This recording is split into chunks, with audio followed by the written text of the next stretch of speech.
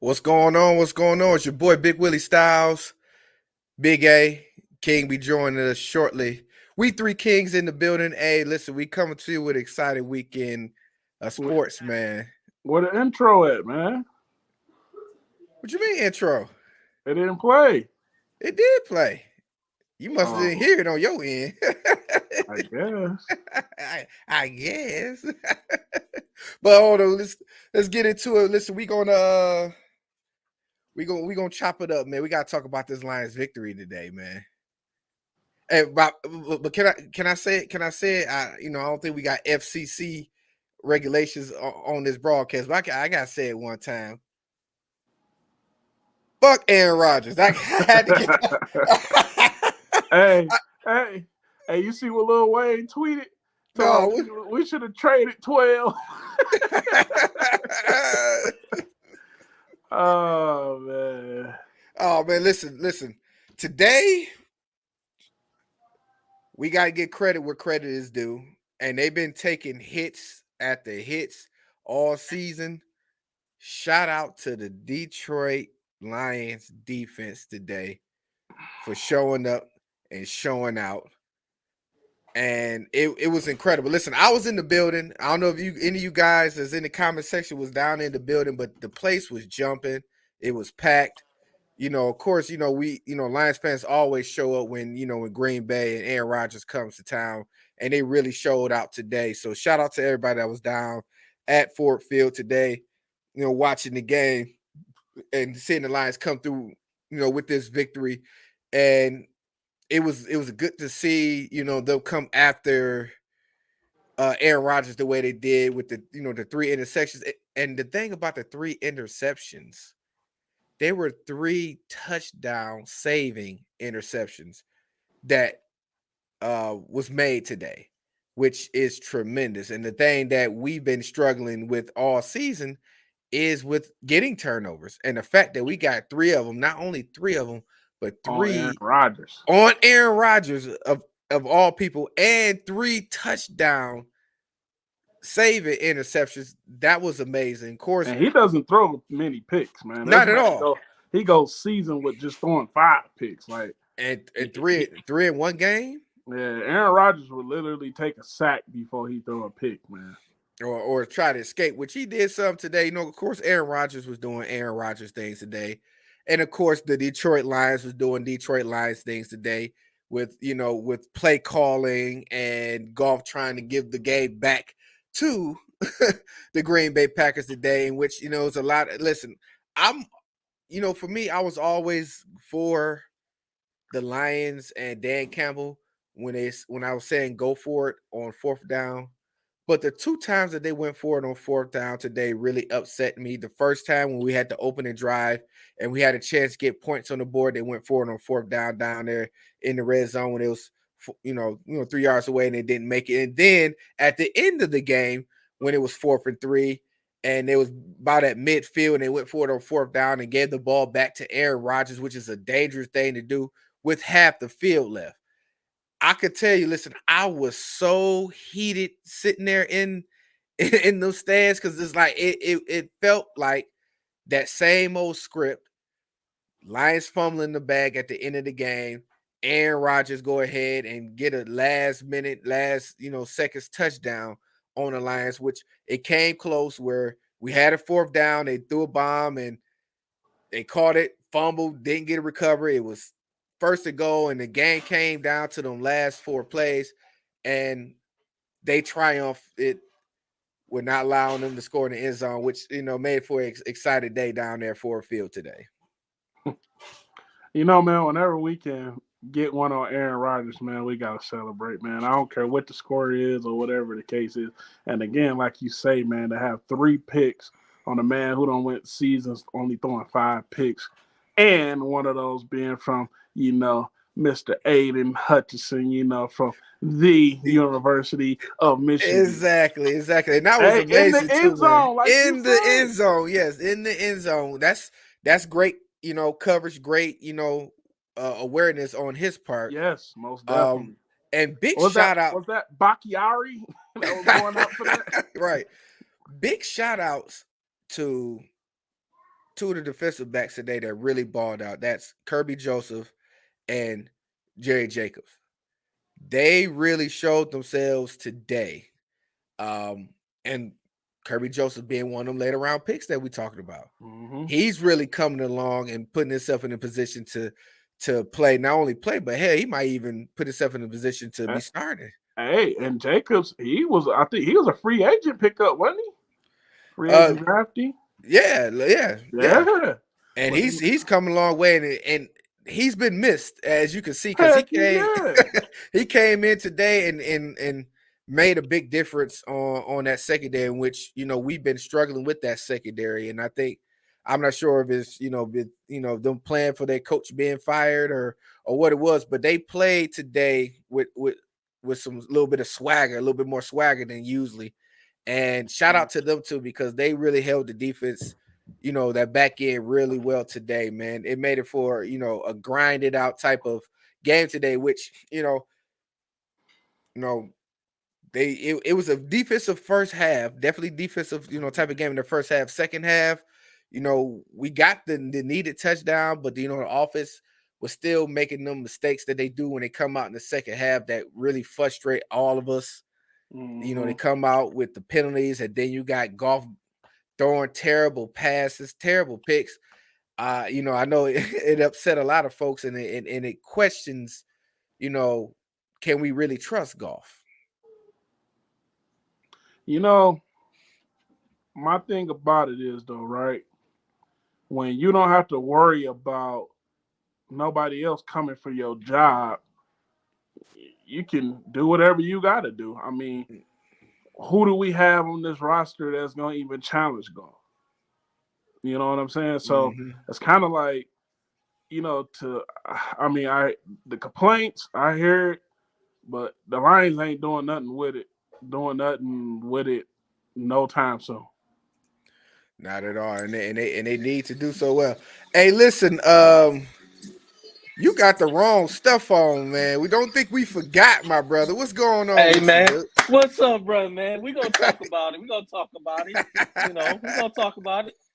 Well, what you got on? What you think about this game? The Lions, the game was, the Lions played a solid game today. Their defense was the best they played throughout the season so far.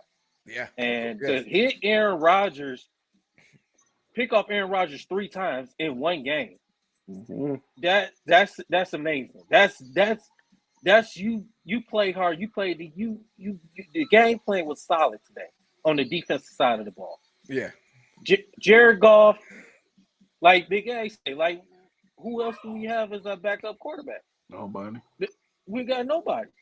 Jared Goff pretty much is like he gonna do some dumb stuff and still gonna be the starter to the end of the season. Yep. But he threw that dumb interception. Oh my life, man! Listen, if you was in the building, man, and you seen that, the reaction of the crowd, man, it was amazing the way these people respond out there, because where was you? I don't know, and a lot of times when you see Jared Goff, it's like he locks in on his target. It's like he doesn't really go through his reads like he's supposed to.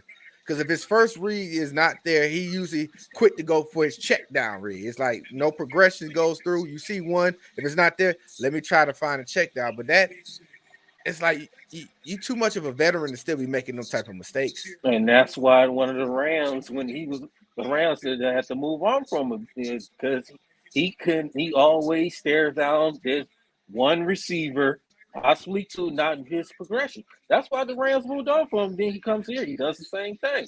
It's nothing changed with this guy. And to be honest, if he didn't have Todd Gurley getting 30 touchdowns that season, who says that they would have went to the dang on Super Bowl? You know what I'm saying? So this is the thing we got to realize, though. We're going to have to deal with Goff this year and next year for sure. Like, I mean, the Lions are kind of put themselves behind the 8 ball, especially not going to get a quarterback in this draft. You know what I'm saying? So whoever we draft next year is going to have to sit behind him and learn the system and all of that. And then you got to hope that in year 3 if he's still playing the same way, you got to hope that guy's going to be ready. And that's the thing. What really irritated me about this draft is like, you don't go get no quarterback. I mean, let's be honest, because you didn't want to put no pressure on Goff or whatever the case is. But here you go, you got Bill Belichick who got Mac Jones, and he still went and got a quarterback and a quarterback-heavy draft, which was last year. Not only did they not get a quarterback, but they had two of the most non-competitive backups that they could have. They just had Jared Goff and the Goffettes, I would call them, because none of them guys brought anything different to the table than what Goff was bringing. It's like you don't have no different style of backup quarterback. So like it was like you guys said, in Goff we trust, and we had no choice. But we put the weapons out there for Goff, in which early on in the season it looked like to be pretty good. But when you don't have the weapons, as you can see today, because we had a lot of the wide receivers not out. Of course, Swift, he was on restrictions with his carries. You can see how the offense has suffered. In the beginning of the season, we was racking up 35 points a game. Now we barely had 15 today, and that goes to tell what Big A was saying, like how much Goff needs around him to succeed. We had 15 today with 3 picks on Aaron Rodgers, man. That's insane, man. That's insane. And then on 3 picks, we did not score off them turnovers. No, we didn't even get the points. So it's just very fortunate enough that Green Bay offense is anemic.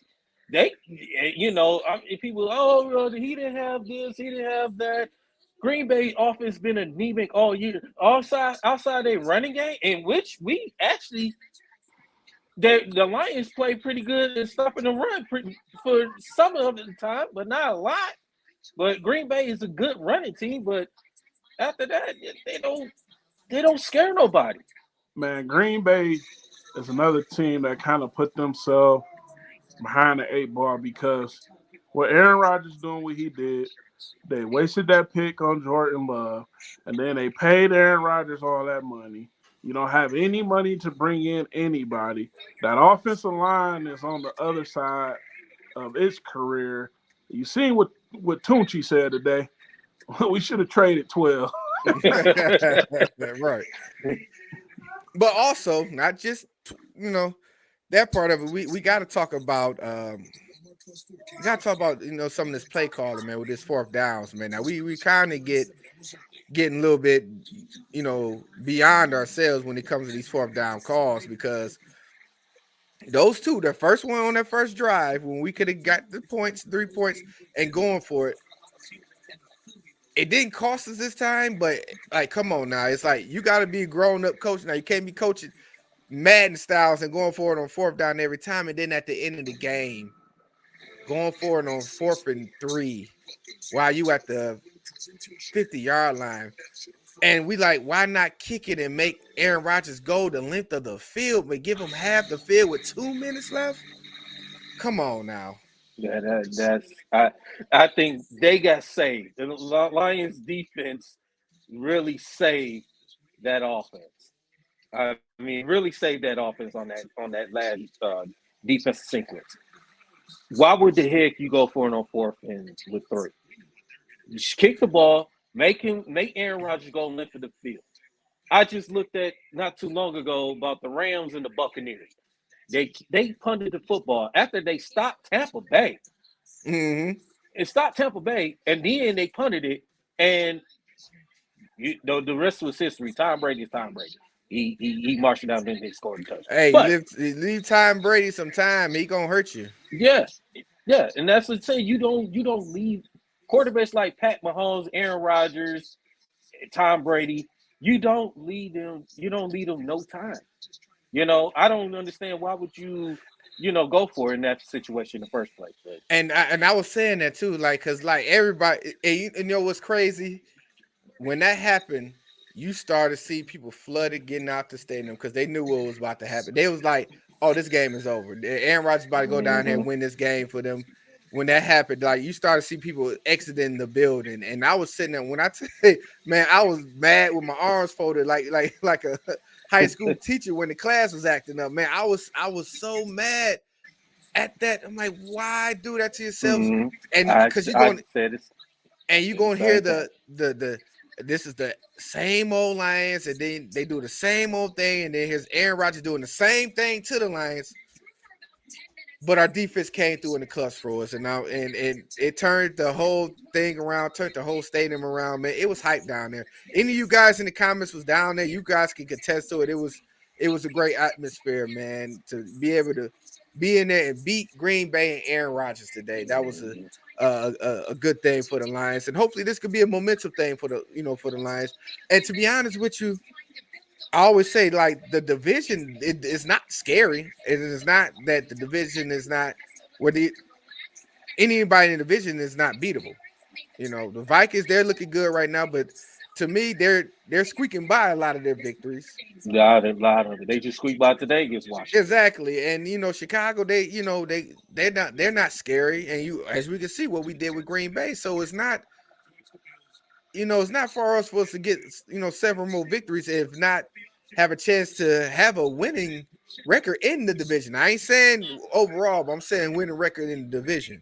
Well, I think we play the Bears. Got to go to Chicago next week with Yes. a mobile quarterback, Justin Fields, which just ran for 170 some yards today on a suspect Miami defense. So the Lions has an issue with mobile quarterbacks. You see what Jalen Hurts did the first game of the regular season.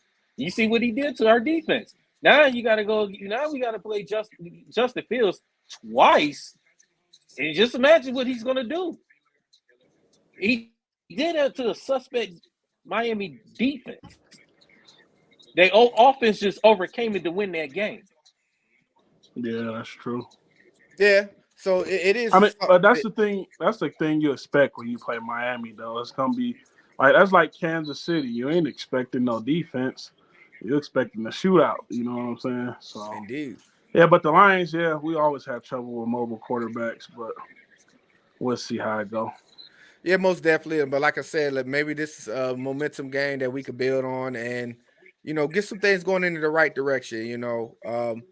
Defense is starting to step up, and it's time for the offense to wake back up. Yeah. To be honest with you, I'm saying the defense held their own today, man. That's something that we ain't been able to say all year round. Listen, if a defense is holding the offense to 9 points, you should win that game easily, and we only put up 15. That's horrible on offense. And once again, we're talking Aaron Rodgers. Mm-hmm. Can't get that man no chance, man. Can't get that man no chance. Well, so what y'all think about? So what y'all think about the T.J. Hockenson being traded, man?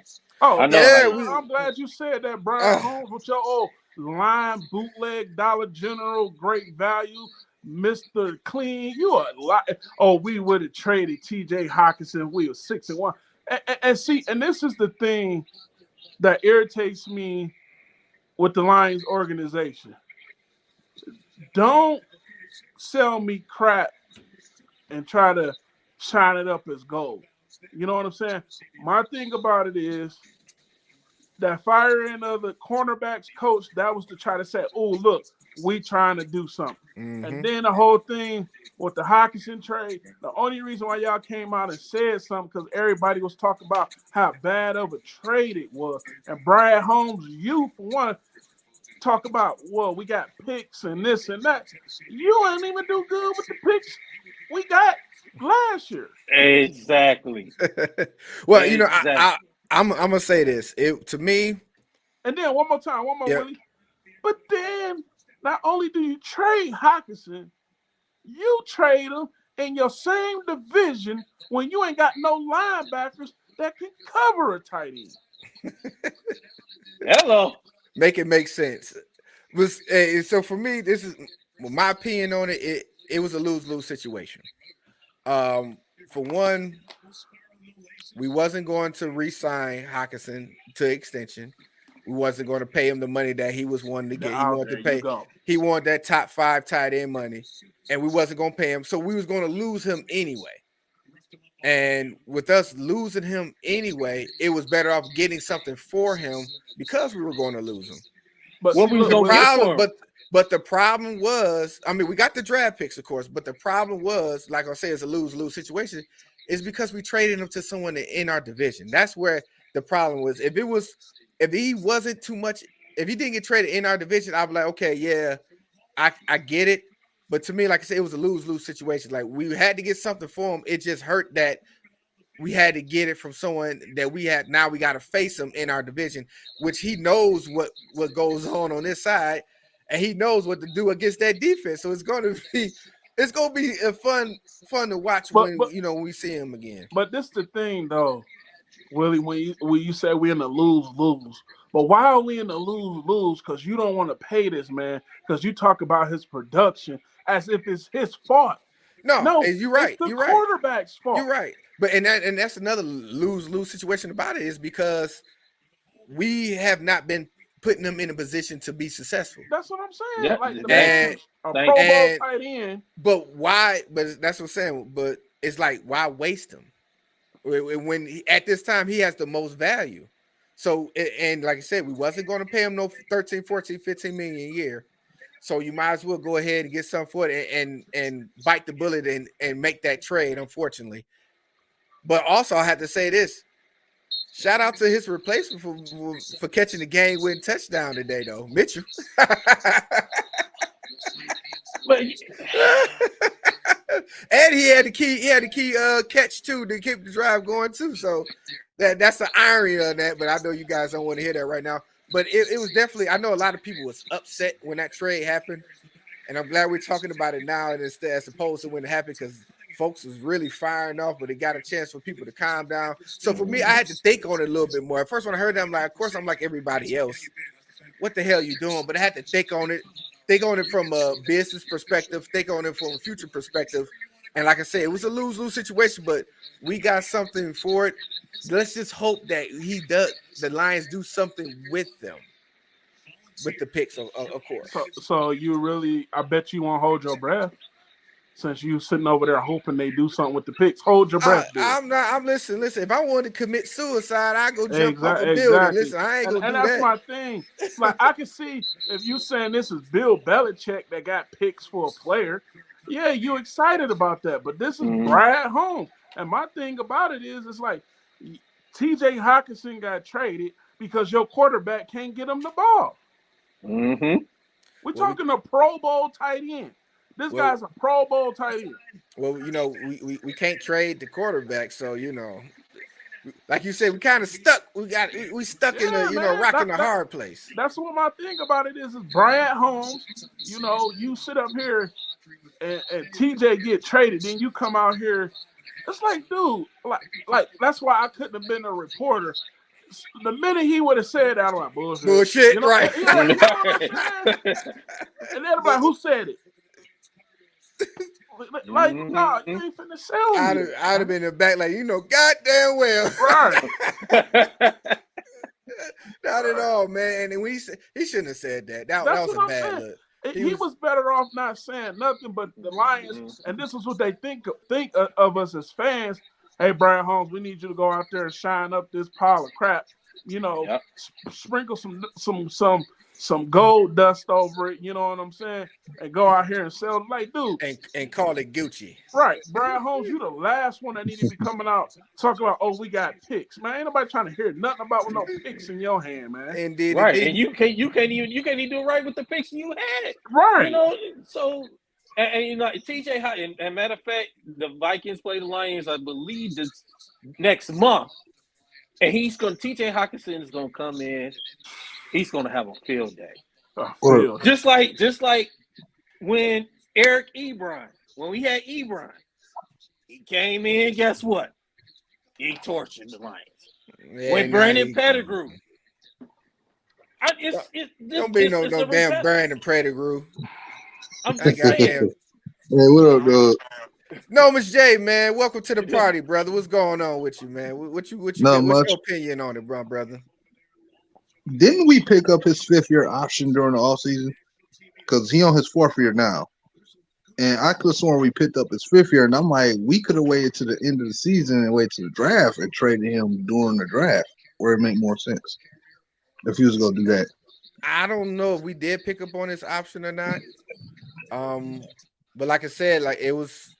I'm not sure if his value would have been the same in the offseason as it is right now, because But right it's now, still, he's not hurt. He has been somewhat productive, and we don't know what this season would have carried on if something was to happen to him. You know what I'm saying? That's one thing about Hawkinson is that he hasn't been that dependable either. He hasn't played a full season since he's been on the Lions. So that's another thing that we got to think about too, is like paying this man as well. You got to be dependable. And I know it's not too much a fault of his injury. You can't predict that, but that's part of the game too. That's the same thing we're going through right now with Swift. As great as he is, and you see the flashes, dependability is something that we need over in this organization for us to be successful. We can't have our star players being out several games throughout the season. And I was one knock I would say on Hawkins. Everything else is good. He was a good tight end. Yeah, somebody that I think, to me, I felt that he was fit more for the last regime than this regime. He was built more for Stafford when we had Galladay and we had Marvin Lewis and them big receivers. He was built more for that regime than what we're trying to do with this one, because as you can see, he's not being used properly, like you guys said. So if he's not being used properly and we got the quarterback that's going to use him properly, like you said, why not? And then we wasn't going to extend him. We wasn't going to give him the money. Why not cut the loss right now and get the best value you can for him right now? In my opinion, that's what I'm thinking they did, but I could be wrong, Oh yeah. I mean, I feel I mean, I get it. I get it, guys. I'm just trying to. I'm thinking outside of my feelings and my emotions about it and what the Lions may be thinking and doing when they did it. But like nobody liked it. Nobody really liked it because But you got to think too that the Lions, what are they going to do in the upcoming draft next year? that's That's going to be the issue. I get what you're saying, Big Willie, but at the same time, it's like, who they going the first? Who knows? They get the number one pick. Who the heck they going to get next year? Of their number one pick, it's probably going to be a waste. I hope. Well, listen, y'all. Listen, the cat's out in the bag. Big Willie sold his soul to the Lions for season tickets, so he got to come up here and try to smooth everybody over. That's how he gets to all these games. I got to calm everybody down a little bit. I know everybody was in the uproar when the trade happened, but like I said, we got to put our analyst hats on for a minute just to try to think like how the organization was thinking. So, Oh, that's your first mistake. Why would you try to think how this organization? Because this is our job right now. This is what we three kings do. We trying to figure out what the hell the Lions is doing. And honestly, they say they have a plan. It's a plan. They've been saying that for 30-some years. They had a plan. They've been saying it for 50-some years because we ain't won shit, and God knows how long. Yeah. But like I said, last year it was in Brad Holmes we trust. We trusted some of the moves Brad Holmes has been making. We can't say not necessarily like what they're going to do with it, because two of the guys that was in the later round showed up today. Not only Kirby Joseph, but Pascal has been making a difference up front too as well. So we was kind of down on that, but he's starting to show, since some effort and some things that's helping out, because it not only helps, Hutchinson out, but a couple other guys too. So but you got to think the only reason why people was questioning the Pascal thing, because here go the Lions again. They didn't want to go get Kobe Dean because he was coming off an injury. Oh yeah. So Brad Holmes, we didn't draft a receiver in the first round that's coming off of ACL. We didn't take a D lineman in the second round that's hurt. Like, come on, man. Like don't keep messing up and then trying to give us these. Like, sometimes I feel like we in the upside down, or the Lions think we in the upside down. Like, no, I think the truth is he just didn't value Kobe Dean the way we did. That's what it comes down to me. Because like I said, he took a hurt receiver But you ain't value the linebacker position until you We got had to an the 6th round. So opportunity to you get a just force quarterback that's starting right now. your lights and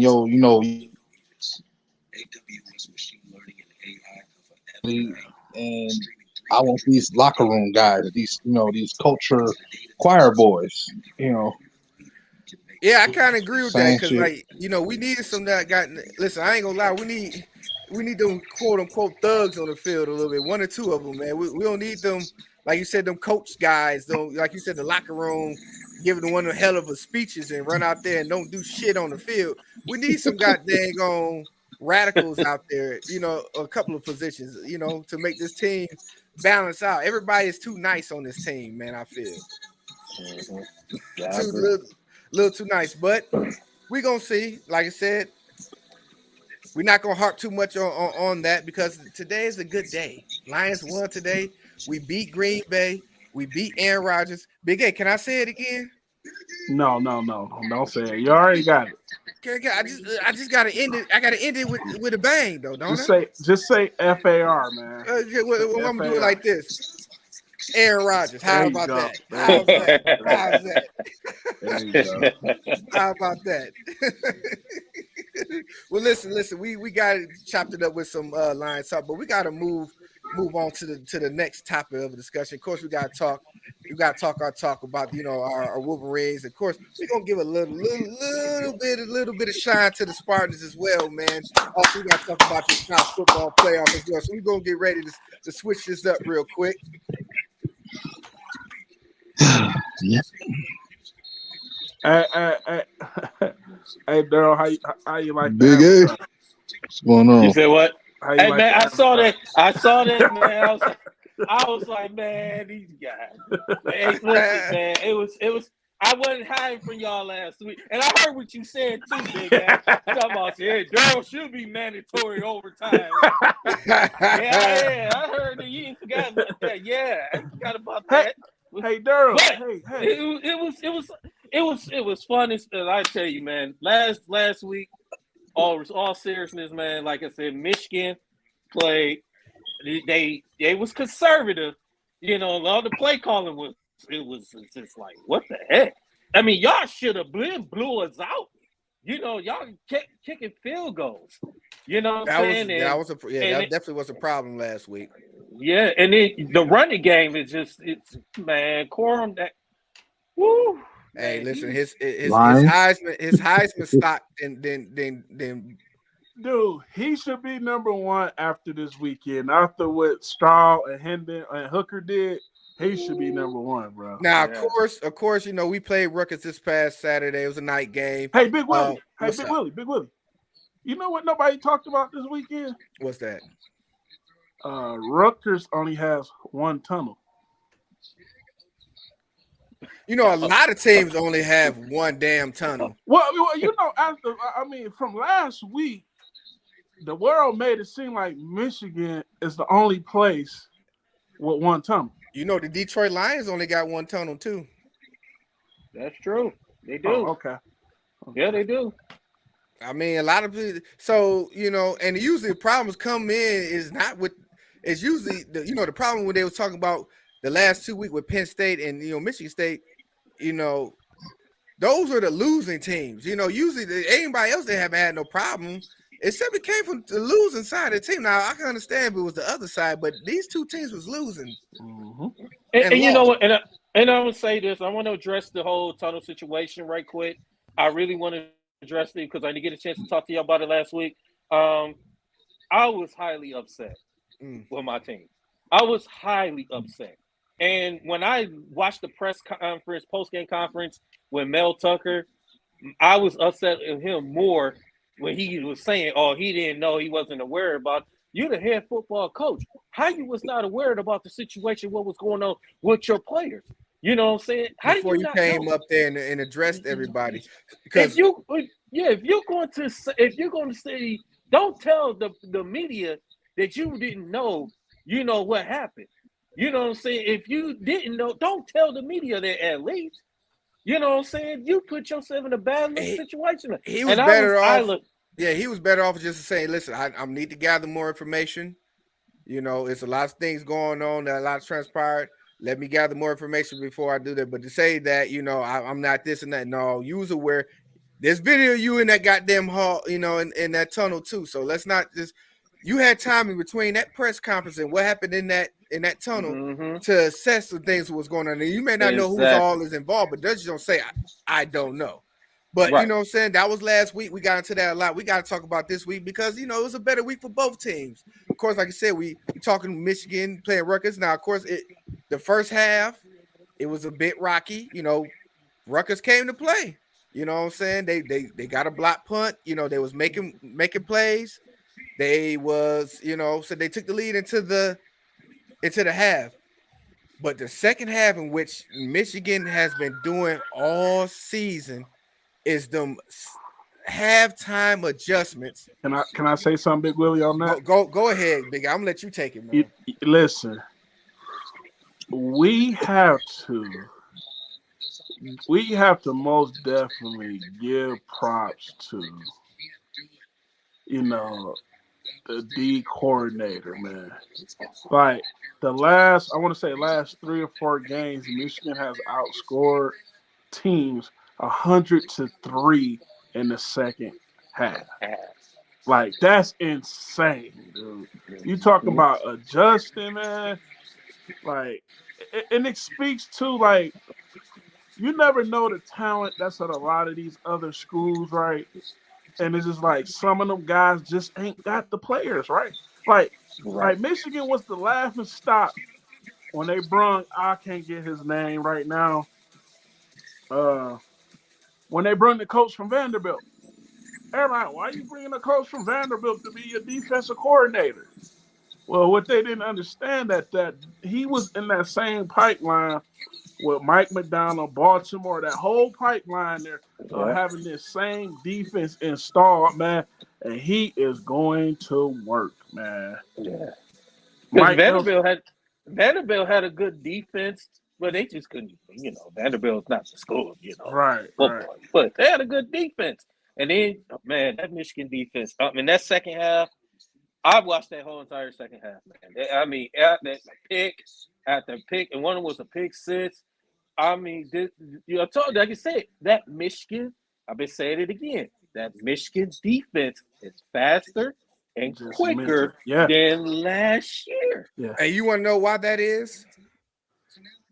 Because they're experienced. Like I said, there wasn't a drop off between the coordinators because they brought in the same thing. And that's what I was just saying. Yeah, with Jesse Minter, Mike McDonald, even all the way up to Harbaugh in Baltimore, he runs the same defense. So that same defense that was, like I say, Minter's running the same defense. It's just like at Vanderbilt, he didn't have these players.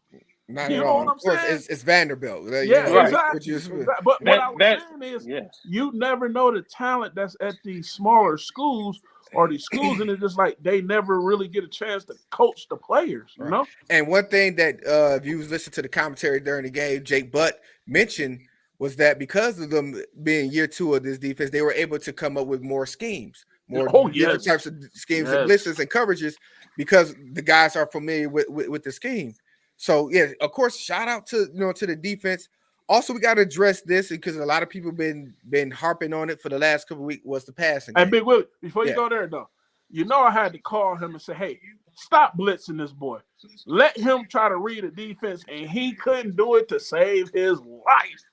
His life. I swear that in the second half, it was over in the flash, dude. Like when we was blitzing him, he was just going with the one-on-one matchup. You know what I'm saying? That's easy to do. Make this boy read a defense, man. And of course we shut down the run, so he had to throw it his arm because he wasn't running on us at all. So of course, I'm glad to see the boys made that adjustment. I was glad to see that they made some more attempts to get the ball up the field by throwing the ball this past game. There's still some work need to be done when it comes to the pass game, of course. But there were attempts that was made. There were some drop passes by the wide receivers. There also was some touch issues coming from JJ as well. So hopefully we still with these next couple of games keep working on that passing game and getting them guys acclimated and be able to make the proper adjustments so that we can use that passing game. But the run game is just so damn dominant, though. Listen, the fact of, but this is the thing, right, Willie, and this is something we touched. The fact of that they open up play action bootleg, man, out the gate, bro. That lets you know that they understand. Yeah, we know. Listen, we know we got to get this passing game going. We know, and we know that people is watching. Exactly. So we got to keep folks honest and thinking, okay, so, there you go. And this is where you start to play. This is where the chess is coming in. Exactly. Hey, listen, we know we have some games up front. That was to get everybody warmed up. Listen, we got some games that we got to win the way that we need to win, but we know where all this is flowing to. And that's the thing with the state thing. A lot of people are like, open it up. But as we know, we got to be honest. They open it up, and then look, state comes with a strip fumble. Mm-hmm. And we know how things could get weird in that game. So let's go back to the bread and butter. Let's just get out of this game. Right. Well, speaking of state, we gonna get. I want to address this record, and I want to say this Michigan offensive line is the best in the country. Ooh. Again, it's the best in the country. Again, and they don't get again. they don't get enough credit that they deserve. I mean, this offensive and long as they stay healthy and keep open up the holes for the running game and for the play action passing game. I'm telling you, now unless they run into Georgia. But listen, Daryl, listen, Michigan line hasn't been healthy the whole year. We don't play. Michigan done went 9 deep. Let me see. Pressy, Ahadi, 8 or 9 deep this year, man. With no drop off. That's insane. And that's credit and a shout out to the interior. Them 3 guys that's in the interior have really, But you got to remember too, the only one who hasn't been out is Zinter and Olu. Everybody else has been out, and you've been plugging guys in, and it's no drop off.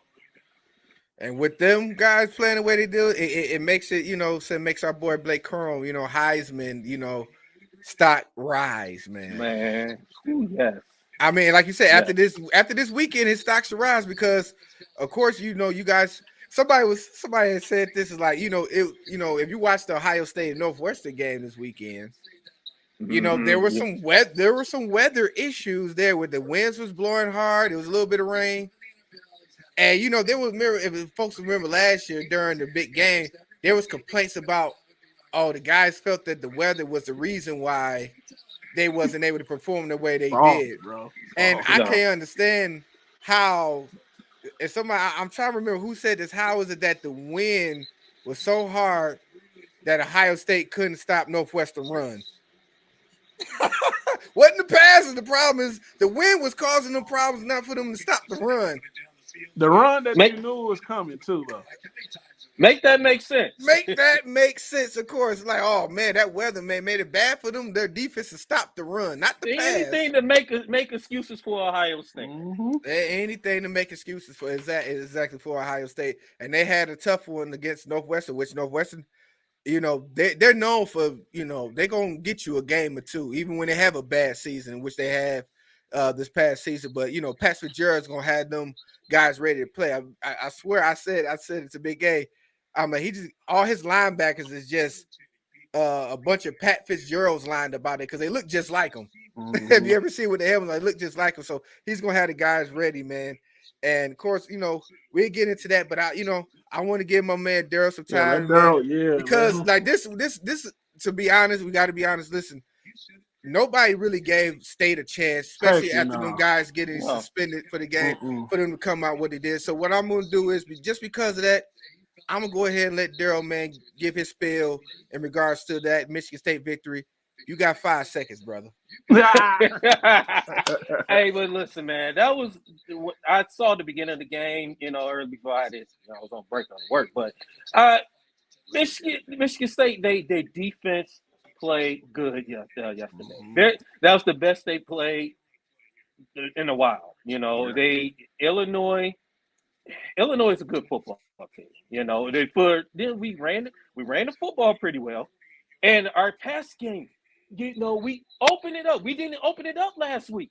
Besides the first quarter, but after that, we just kept being conservative. Play our game. Peyton Thorne. I don't know what it is with this man. I mean, he plays way better on the road than at home. And when he threw that interception the first play, the game, I'm like, who are you throwing it to? Where's you throwing it to? And you know, they settled down. Thorne to give you that.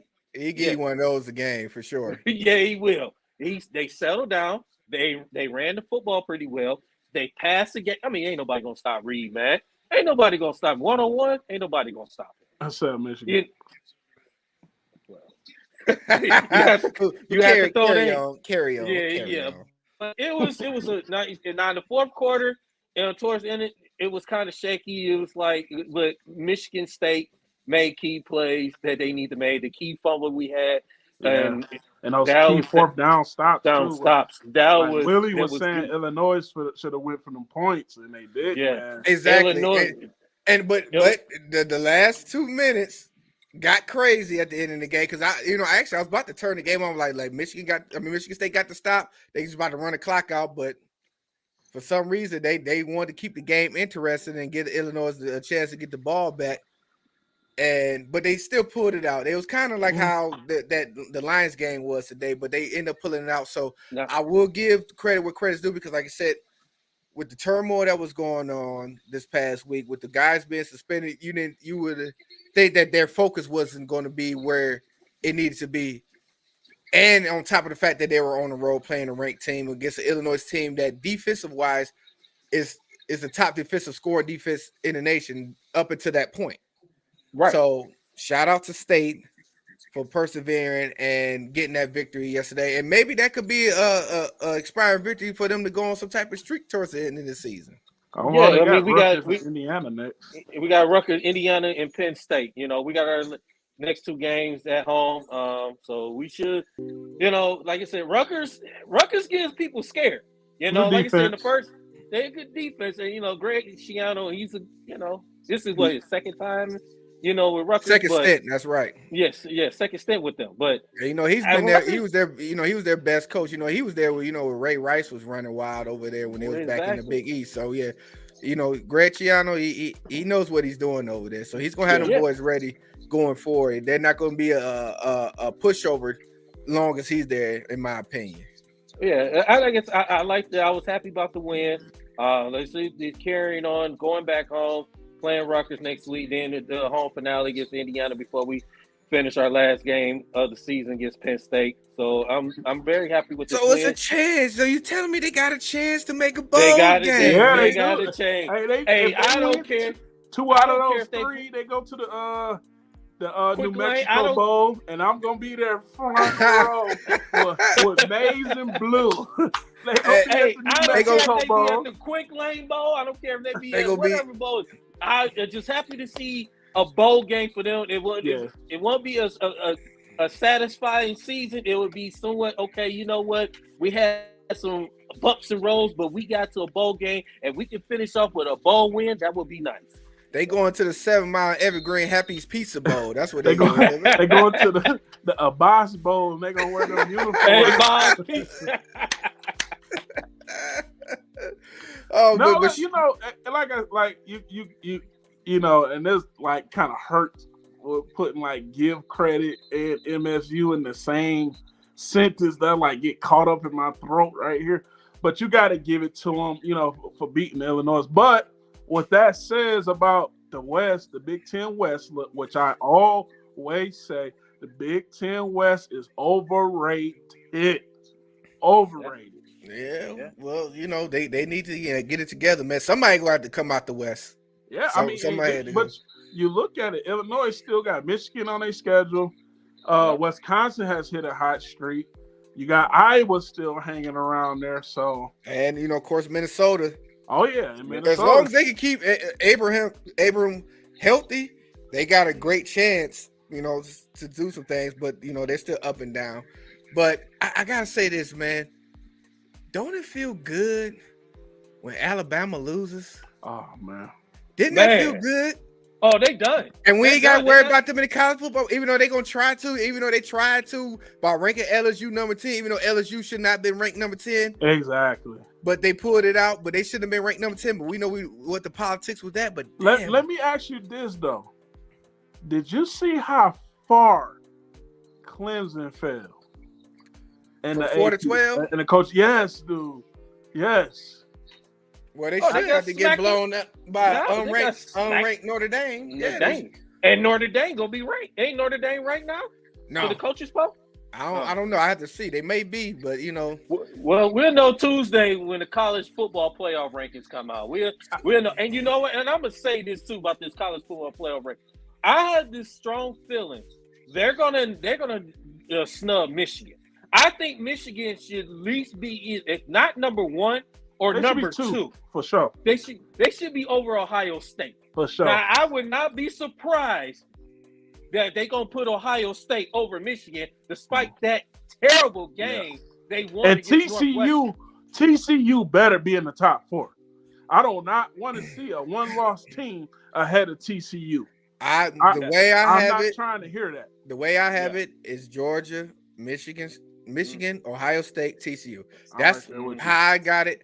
That's the way it should be. I don't know what the hell committee may be thinking where it should be anything otherwise. If you watch if we're going by, like you said, strength of schedule in these games, if you could sit there and have Ohio State, the number 2 team in the country after what they played this past weekend against a 1-7 Northwestern team, there's some salt in the game, some favoritism going on, and some BS going around in that college football room. And I need to be invited to see what the hell they talking about so I can offer up my opinion. And you know how my opinion goes, Big A. I'm with you. But you know what? And then you speaking of that LSU, don't be surprised they'll jump LSU all the way up to the top 4. Not.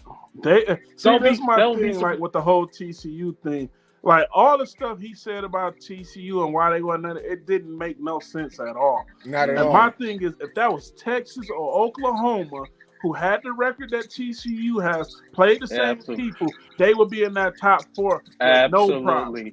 But because, like you said, because it's TCU and they're not one of the big wigs, this is what they're getting. But we're gonna see come Tuesday. King, you have arisen. I'm for it. Hey, King. I was listening to you a few days ago, man. I ain't never. The last time I see you that mad about something when we worked at the airport together about somebody you was a supervisor at that time, and you was so heated. I said, you know, when I looked about the TJ Hawkinson, man, I said I ain't seen King this hot. And so I was mad too, but you was like 20 times mad. And I don't blame you. That situation had me tight, man, because I know my franchise. You know what I'm saying? The fans, they tend not to want to realize what the Lions is. But you know, let's finish. I'm gonna let y'all finish talking y'all Michigan thing. We'll circle around back to that because you guys made a couple of great points, but I got a lot to say about that situation. Mm-hmm. So you know, we of course we just talking about the college football playoffs and the rankings. Do you got any input on the rankings, my brother? You know, I don't even get with the rankings, bro. You know what I'm saying? It's always going to be some politics in the rankings. So, you know, I don't even bother wasting my energy towards that. You know, whether you rank a first, second, third, or fourth, whatever it is, when it's time to get to those damn playoffs, that's all I'm worried about. I don't even care no more, man. Because like I said, either they going to disrespect us, you know what I'm saying, like they always do. But like it's always politics, man. So. And you know what? All we can do is take care of business. Yeah, that's all we got to do. Take care of business, brother. And I believe, Braylon Edwards said, he had said, listen, we just got to get to 12-0. No matter how we get to it. Yep. Everybody want us to be this razzle dazzle, this flash in the pants, this high. No, he just said, listen, just get to 12-0. And everything else will take care of itself. And I believe in that. Listen, we ain't got to do what everybody else wants us to do. We go with what wins. If it wins this game, if it gets us to 12-0, so be it. We can rock with it. So, King, saying you said that you wanted to circle back. I think we can circle back because I know we're supposed to get into some Pistons talk. But King want to see. Yeah, He wasn't. King go off. He wasn't with us when we was, getting off on our line. So we're gonna allow him to, to circle back one time. Well, with that situation, man, the TJ Hawkinson situation. First of all, you spent the high draft pick on the kid for a reason.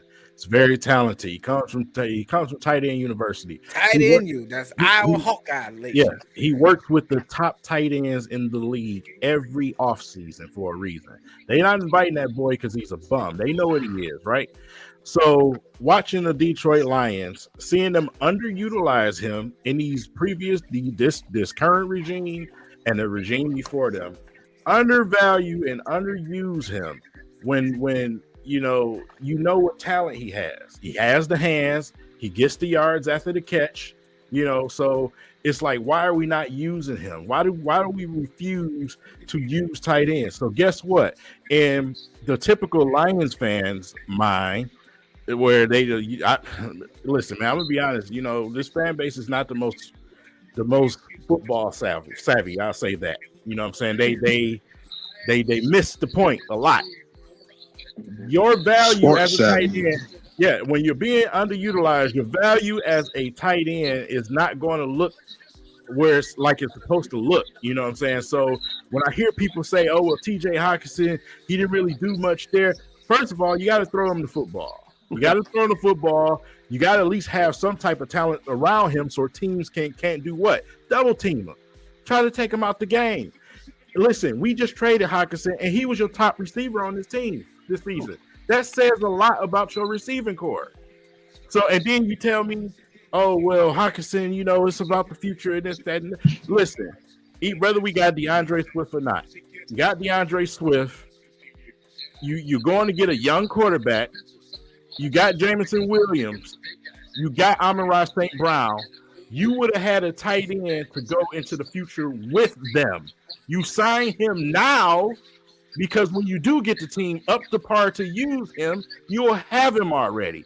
GMs, you don't see these teams doing that, but teams like the Patriots or the Packers, and when they do it, you have that aha moment years after it develops. Why can't we ever get ahead of the curve is my problem. That's my problem. See ahead of the curve. Not right now. I don't care about his production right now. Jared Goff is your funky ass quarterback right now. Forget the now. You don't have the team right now. But when you go and get per se maybe a Bryce Young and a Jameson Williams, and you got Amon-Ra St. Brown, you mean to tell me that TJ Hawkinson couldn't flourish in that offense? Are you kidding me? You're literally killing people on all levels. So that's my problem, man. They don't see the bigger picture. They see it from a video game or statistical level or whatever the hell else. You feel like this was one of the moves where they was being cheap? I would say they're always cheap. They're always cheap, man. They're always cheap. Oh, I mean, they don't want to spend money. He wanted to get top 5 tight end money. He's a Pro Bowler. He's about to be a Pro Bowler, and he's about to do it against your rusty ass team. But you know what I say, King? I'm always an advocate for spending money. But we got a lot of people, not only in the organization but in the fan base, they don't like to spend money. No, they don't. Oh, he's not worth it. He's not worth it. A lot of this fan base do not like to spend money. Oh, he's not worth it. Let him go. Trade him. Do this. Do that. They said the same thing about Slade, Diz, and everybody else. Anything, getting paid over $10 million. Oh, that's too damn much. They want. I swear, I said all the time. They want guys on a 5-year, $2.5 million contract. Oh, that's what we need. We need that. You're gonna have to spend some money. When I said you're gonna have to spend some money somewhere. Yeah, I say that. I say either free agency or get somebody to come in. You're gonna have to overspend to get somebody because nobody's gonna want to come here. Yep. And like you said, if we're not willing to keep people that we built in the Hawkinson and spend the money to keep them, then why would anybody else say they ain't trying to spend no money? They ain't want to spend money on the top 5, potentially, if not already a top 5 tight end in the league. They ain't want to give him 14, 15 minutes. So why would I even take a trip to go to Detroit? And I already know they're going to underball me when my agency can give me $10 million more somewhere else. They didn't. I don't think they seen that when they did that trade, King. They don't see like free agents gonna be like, hey man, they don't want to spend no damn money over there in Detroit. They want somebody cheap. That's a camel bite the knees guy. But like I said, we need dogs out over here. We need some dogs. And then you want to trade him to the same division, and he's got to come in and torture us in December. Yes, because we have problems with what? Two things: mobile quarterback, tight ends. We can't cover them, bro. We just can't cover them. Listen, almost 16, we did win today. This. We just had to double back because King missed out on this opportunity earlier when we was, discussing it. So we just had to bring it back.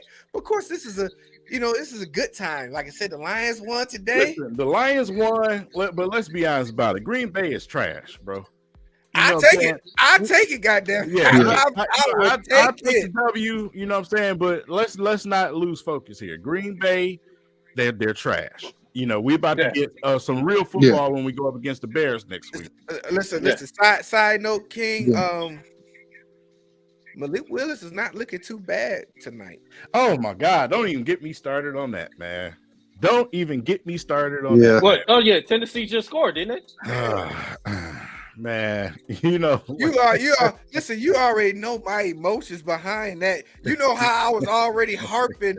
I lost shoes. I lost bets. People was calling me crazy. They were saying, Willie, you tripping? Because I was bringing up all types of scenarios to where we should get Malik Willis. Did I not? Yeah. So listen. Hey, the sad thing about it is he fell right in their lap. You didn't have to use a high pick on him. He fell right in your lap, and you said, "Nah, we good. We gonna stick." Let's be honest. The Lions should not have traded up for Jameson Williams. They should have just not have done that. They could have got everything they could want. That's when that comes to the Malik Willis situation, that's irrelevant. You had a chance to get him later, and you still said no. Even with the trading of the picks, they still had an opportunity to get him, and they said, "Nah, we gonna stick with Goff and the Golfettes." Yep, and that's all them damn backup guys was. Goff he can get us there. Goff can do it. What? But if he couldn't do it in LA, what makes you think he's going to do it here? What are you talking about? And you they don't have got rid of that man for a reason. He took them to the Super Bowl. You think they care about going? Let me say this though. If y'all was watching the game today, and y'all seen that we was down there in that goal line on a 4th and goal with 3 yards to go, and there's you got a guy like Malik Willis. And I said this scenario. Here we go. That's the only reason he wanted to draft him. Put him in goal line. And a Swift, would you not?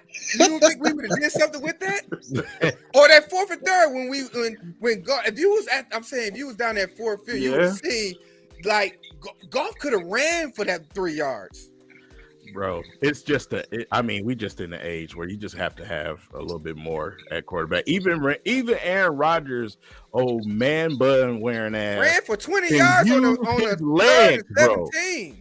Goff legs are terrible, bro. He has the legs of a 12-year-old girl. I met that man. And Aaron Rodgers is 15 years older than him. And then you know that, like I said, they trying to fix a couple of the other issues. You dropping back too goddamn far. You don't step up in the pocket. You don't go through the progression. He stared down guys so much today. I'm like, bro, you know what I'm saying? You ain't even trying to go through your progression. You staring down one target out there. One. You're doing all the same stuff that you've been doing. And that's why you go up against a team like the Patriots with Bill Belichick. It's not hard to figure you out. Mm-hmm. That's why he got your number. Yeah, since the damn Super Bowl. And can I say this, man? I want to say this too. I want to say this to people who've been hating on Aiden Hutchinson. Oh, he's a bust. Oh, he's that's a terrible pick. This man, did he get an interception on Aaron Rodgers today? But did he get a sack on Aaron Rodgers today? Then he's one of the most defensive rookies in the league right now. Hey, but Daryl, this is the thing with the pick. It was all him reading the play, though, bro. Like, crazy. Yeah. It's a whole lot of season to go, and people was, like I said, jumping off the bandwagon early because the Lions was losing, and they don't understand the process of what it goes into being a rookie in this league. I don't listen. There was nobody coming, especially on the defensive line, that will come in and do crazy type numbers like that. It's rare. Yeah. And the fact Nobody that has ever done it. Davion Clowney, Myles Garrett, nobody has done it. And the fact that he got 5.5 sacks. Myles Garrett had 7.5 in the whole season. What's that tell you right there? Nothing. And him and George Karlaftis leading the league in QB pressures from rookies. Now, if you like you said, he's starting to develop and understand the game more. Just like today, there was only 1 sack on Aaron Rodgers, and that was for Barnes, but it was because of Aiden Hutchinson keeping Aaron Rodgers inside that pocket where he couldn't escape in and out, which led to that led to the sack on Aaron Rodgers. So give credit where credit is due. He's young, he's still learning this game on the defensive end, which is one of the hardest positions to learn because you're gonna go up against the best offensive tackles in the game. Yeah. I mean that's saying they moving them from side to side, but that's the money, saying them tackles is it's the money position. Yep. Them boys get paid money to keep guys like Aiden Hutchinson away from the quarterback.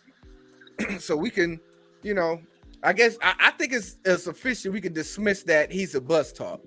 Oh yeah, man, most definitely. And anybody want to say it again, they can talk to me about it, and we can have a nice conversation. And Big A, you know what I mean about conversation. Yeah, I got bail money. Thank you. Anybody seen Kayvon Thibodeau?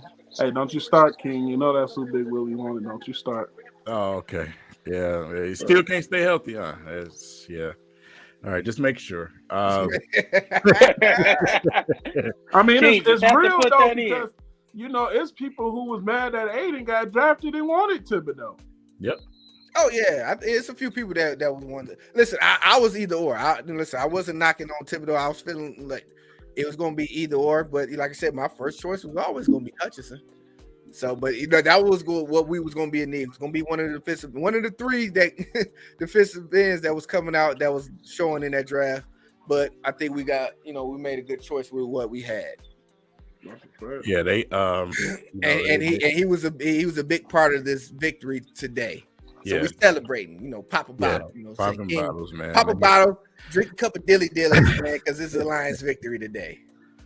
Yeah, like I said, can't complain, man. Anytime you beat the Packers, it's a good day.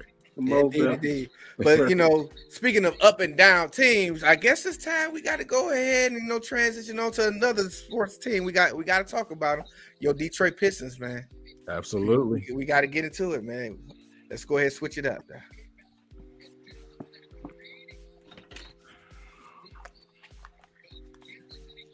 You switched that shirt quick, boy. Did you go recycle it or what? Yeah, man, when you look at this Piston squad, man, we just too small right now, man. We too small. We just got embarrassed by the Bucks in the paint, and then we get an even worse whooping in the paint. By the Cavs, man. Like, now, first thing, a superstar. First things first. We got to go because the beginning of the week it started off good, because we did beat the defending champion Golden State Warriors, which is smaller. They did do the small ball lineup, and they are struggling right now. But it was a great game, great atmosphere. I was in the building. If you guys was in the building, give a shout out. Your boy Big Willie been in these buildings, man. Y'all ain't been saying nothing or showing up. I've been asking where y'all at. They don't say nothing, man. I'm like, listen, Big Willie is here. Say something. I say what up back. Hey, and speaking of that, I'm gonna be at the game tomorrow when they play the Thunder, man. I'm gonna be in the building tomorrow, man. I can't. Yeah, that's good. Also, I gotta make an announcement. Listen, you guys gonna have to get on our Twitter page.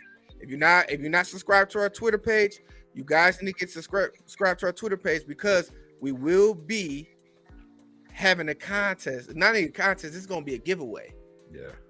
And it's going to be a giveaway for 2 Pistons tickets to an upcoming Pistons game. Come on, man. Listen. this will Big A coming in there, right? Like, get these likes and subscribers up. Where else do you go for podcasts and you just get stuff for coming to kick it with the people, man? Mm-hmm. Like, So we ask for likes and subscribe. The likes, I mean, the information will be on our Twitter page this week. Instagram too. It's gonna be on Instagram, all of our pages. We're gonna make sure we put it out there. Listen, and these is not gonna be no bad seats either. I'm gonna tell you right now. These some good quality seats that we will be giving away. So stay tuned. Please follow us on Twitter, Instagram. The information will be coming this week on the upcoming game. It's gonna be a contest for 2 tickets to a Pistons giveaway, man. Hey. All right, man. So like you were saying, man, good game against Golden State, man. But we turned right around and have to go back to back with the Bucks, man. And that was literally the worst timing because Jalen Duren sprains his ankle. You know we need the size. You know we already missing Marvin Bagley. We need that length. And you know, as I said before, you know, the league was putting that small ball thing out there and people started believing in it. Well, look at the league now. The league is full of giants. These teams have multiple giants, man, and the Pistons, we struggling with that. We getting killed in the paint. The league's gonna change from that small ball when Golden State stop winning, which they looking like they on their team, but they winning with it. So yeah, I mean, who they going up against, really? They going against the other bigs. Once they stop winning, then it's gonna be the big reign again. Every other team in the league is already big. They ahead of the curve. You a little behind right now. Yeah. I'm not saying behind. I said when they stop winning.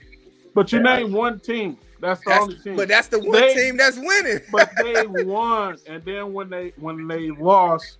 When they stop winning, listen to what I'm saying. When they officially stop winning, then we can go ahead and carry on with the big. But they ain't stopped winning just yet. Every other team in the league is big, is the point I was making. The Golden State can win whatever. I'm talking about against the Pistons right now. We struggling against length, and the reason is because we all know Bogdanovich is not a defensive guy whatsoever. He's not a big guy. Yeah, he's not a big, you know what I'm saying? So Stu being the height that he is, even if he does do a good enough job on guys like we seen the game against Milwaukee, he has no help side defense coming.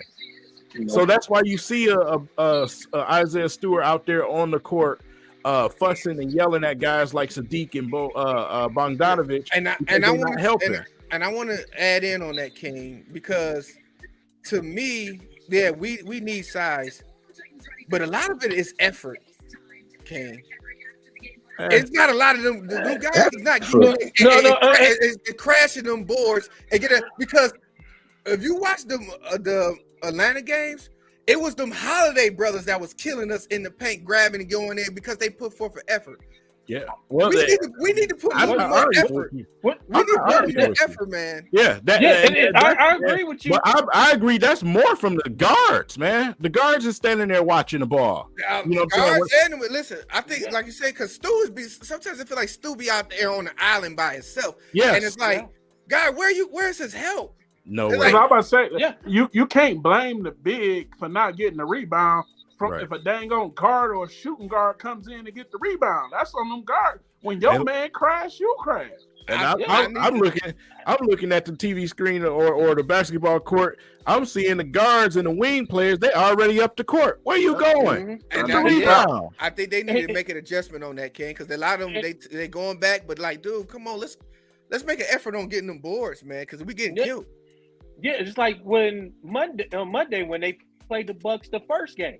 They played with some effort, and they had the opportunities to even win the game. They tied the game. They played it good. Like King, you said in that video, they played it. It was a good effort on the first time they played Milwaukee. But even despite that second game, it was. I mean, it is. We all know we have no answer for him. Nobody else has an answer for him. Nobody. But that first game against Milwaukee, they played with more effort than when they played them the second time. And then with the Cleveland, they didn't play with no effort either. I would say this: that Cleveland game to me was the worst is to me the worst game that we played this season. Out of all the games, I know it's early season, but that game was bad. Yeah. That game was bad all around, especially when you got their top 2 guys out, and you let a guy who's old but he's experienced come in and just run through. Like Kevin Love looked like Minnesota Kevin Love out there. And he just looked like that today against the Lakers, and they beat the Lakers. And the Pistons, and the number one issue was you got 3 7-footers out there on the floor. 3. You got Allen, you got Mobley, and you got Kevin Love on the court at the same damn time. And we went small ball. And we didn't go small ball. We don't have a choice. No, right yeah, now. right. Yeah. We don't have a choice right now. You know what I'm saying? So and what's the name? He's just starting to get back. He's not fully acclimated just yet. no, He's Noel. not And fully- Noel is not Noel- a bang big. He's a block threat, but he's not a bang big guy. He's you know, not. he's bony. He's a block threat. He's and, a tough guy. Also, and Yeah. try to get some boards, but he's not officially fully back yet. He still got to get some more games up under him. And like you said, we missing guys. So when no guys come back, hopefully that could change some things. But I wish. yeah, I should. I mean, today, well, they said today that today was the first time of the season where everybody practiced, the entire team practiced. So the only people that will be out tomorrow is Bagley and Burks. So we'll have at least Jalen Duran back tomorrow.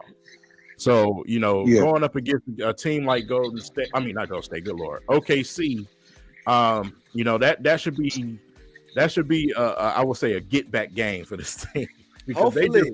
they just went through the ringer with those last 3 games, man. Yeah, OKC has been. I just like they lost the other day. They've been playing some decent basketball. And OKC got some size too. They got some size. But for They some skinny reason, though. man, They skinny yeah, I as was about to hell. say, the Pistons be giving OKC to work for some reason. I don't know why, but they do. They get you said it's at home and it's not in OKC. But see, it's the just thing, some reason. But with OKC, they I believe they're on the same trajectory as we are. They are. So we're basically playing each other because we're on that same trajectory. But I gotta do this. Hold on, I gotta cut the music off for this one because this might get a little serious. We gotta talk about this one. Killian Hayes, y'all. There's been some chirping about your boy, and they're feeling like he's regressing. They would say at least. Well, So I gotta ask. Early on this season, it hasn't been looking too well. His And- offense hasn't been looking too well this early in the season. So he's having trouble shooting. I mean, it is what it is, but Dwayne Casey came out and he cleared that up today in his press conference. Yeah, What I he- heard Casey say that he wanted him to focus more on passing and defending. Mhm. But to everybody else, they're hearing something else. When Who they is hear that, everybody else? the fan base What's that? Screw the fan base. is the fact that he can't shoot. I mean, But you agree. and my listen, thing is listen. this. And my thing is this. We gotta ask the question: would it suit him to go down to the G League for a stint just to build his confidence back up? Well, No. Dwayne Casey already said today that they're not sending him to no G League because that's not what they want him to focus on. What the fan base is missing, they're missing the whole point. Yes, he should be knocking down more shots, but that's not what they want from him. They want him to run the offense and they want him to play defense. Every player, just like we just seen with Milwaukee, just like Milwaukee, you have a player on your team that's literally strictly out there to play defense. So that's what they're focusing on right now with Killian Hayes until he can get himself out that funk. The fan base is going to chirp. That's what they're going to do. So They- what we're and with saying- every right, they should be chirping. So what we're saying now is that he has put himself into a position to just be a role player. That's what he is. He's coming off the bench. That's what he is. But that's not what he was drafted to No be. one cares about that, but fans, man. But this organization has to care because we're going as far as long as his progression goes, and because he hasn't progressed, and we're telling him to just focus on this bit part of the game, our progression is stagnated because of that. We How? have to recognize because Not he was really. not. He was brought in first off to be a starter. He has went from being a starter to being coming off the bench to be just a role player in 3 So- seasons. So he was brought in to be an offensive player, is what you told me. He was drafted at the number 7 pick. He was What was he needed- drafted he was from? ne- he was needed to be From Troy Weaver's mouth himself. What was he drafted to be? he needed to be more than 2 points a game. Ain't no. But he's not the only ain't- one that's on the team struggling. Has Livers been shooting the ball right?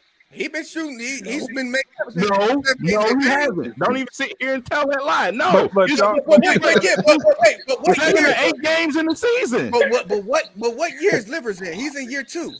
Yeah, And he's Really come- year one though. And really, because like you said, really year 1 because he was injured last year. Same So progression. who missed their first year?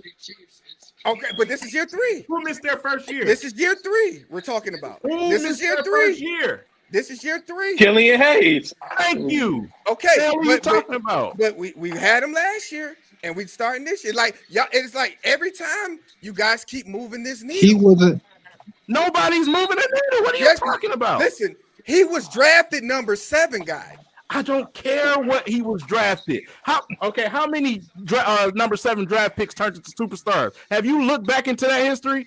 No, there are a lot of role players that was drafted at number 7. The only ones that care about that is the stupid ass fan base. We can't do that though, because I mean the thing about it is You got Jay Ivey, you got Kay Cunningham, you got Jalen Duren. You had a consistent scale of taking these guys in the first round. They're moving forward. Every single pick is not going to turn out to be the star player.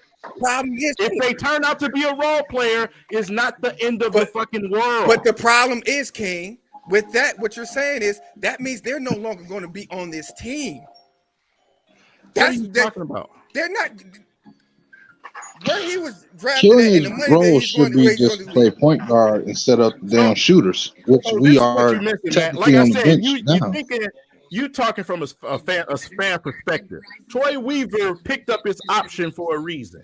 Okay, if he didn't want the boy on his team, he doesn't pick that option up. So he's giving him Hold on, a it's a lot of chance. over talking. Yeah, hold on. Let's Listen, go. let's want to say he's given the opportunity. This is what we're saying. What I'm saying, he And has we're in game what 8? He has a. Can you keep moving the needle? You said we're in What do you game mean I'm 8. moving Listen, the needle? What because, needle? Because y'all said wait. Because y'all said wait to the preseason. Before y'all said wait to training camp. Before y'all said that wait to the summer league. Everything is we just 8 games in. It's just the preseason. It's What I'm just telling the you, training camp. he's not the only player on the team that's been struggling with his shot. But we're talking about him right now.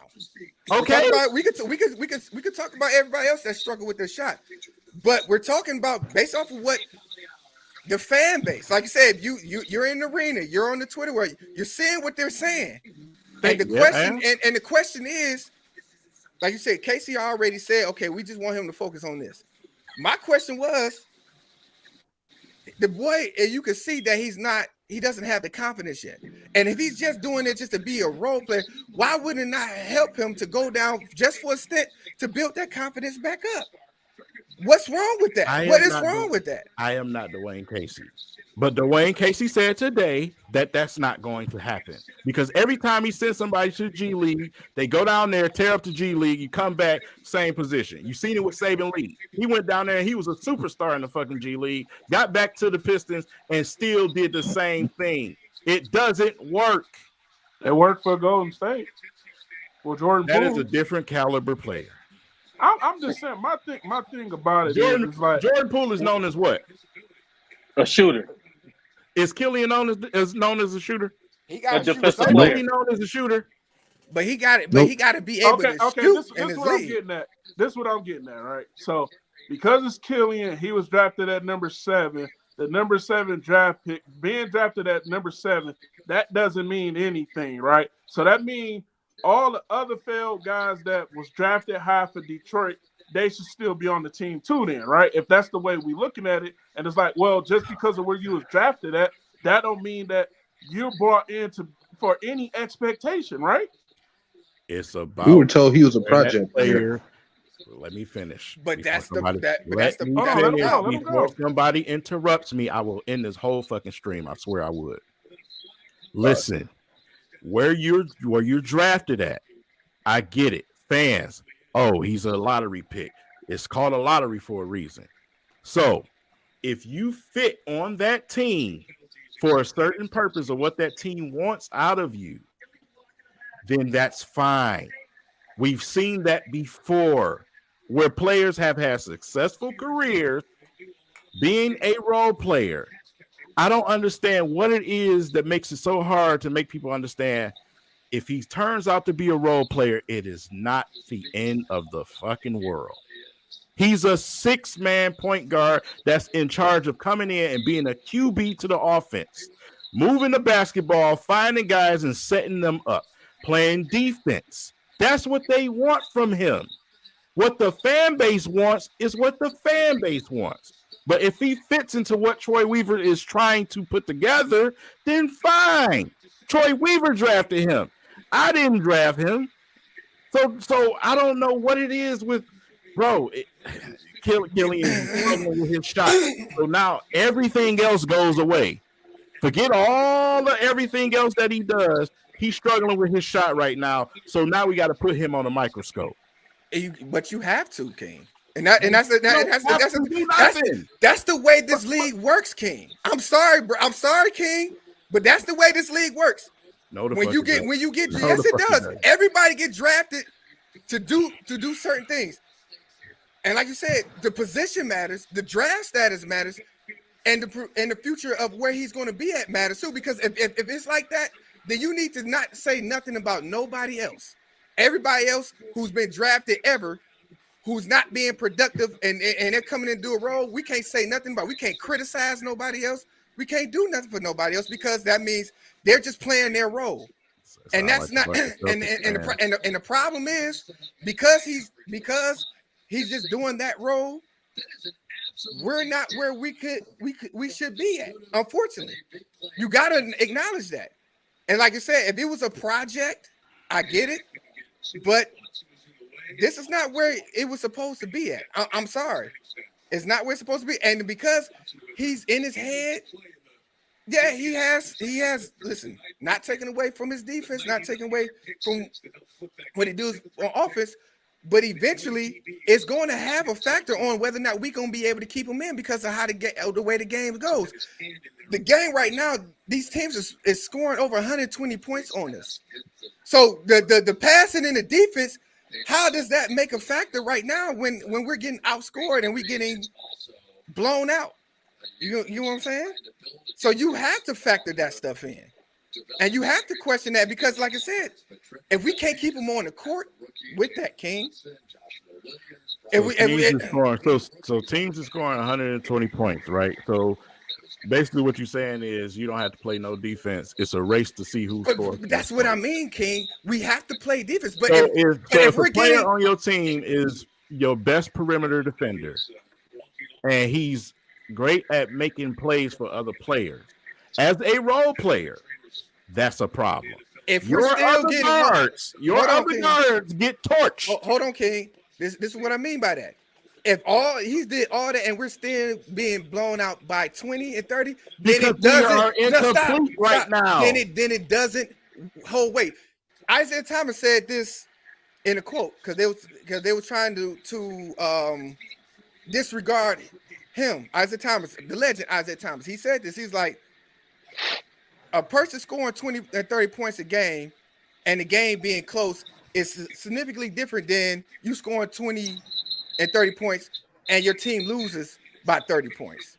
It's a different scheme. It's a different type of thing. So what you're saying is if he's doing that and we're still losing by this amount, it's not going to have the same effect. It's just going to be an individual. That has excellent. nothing.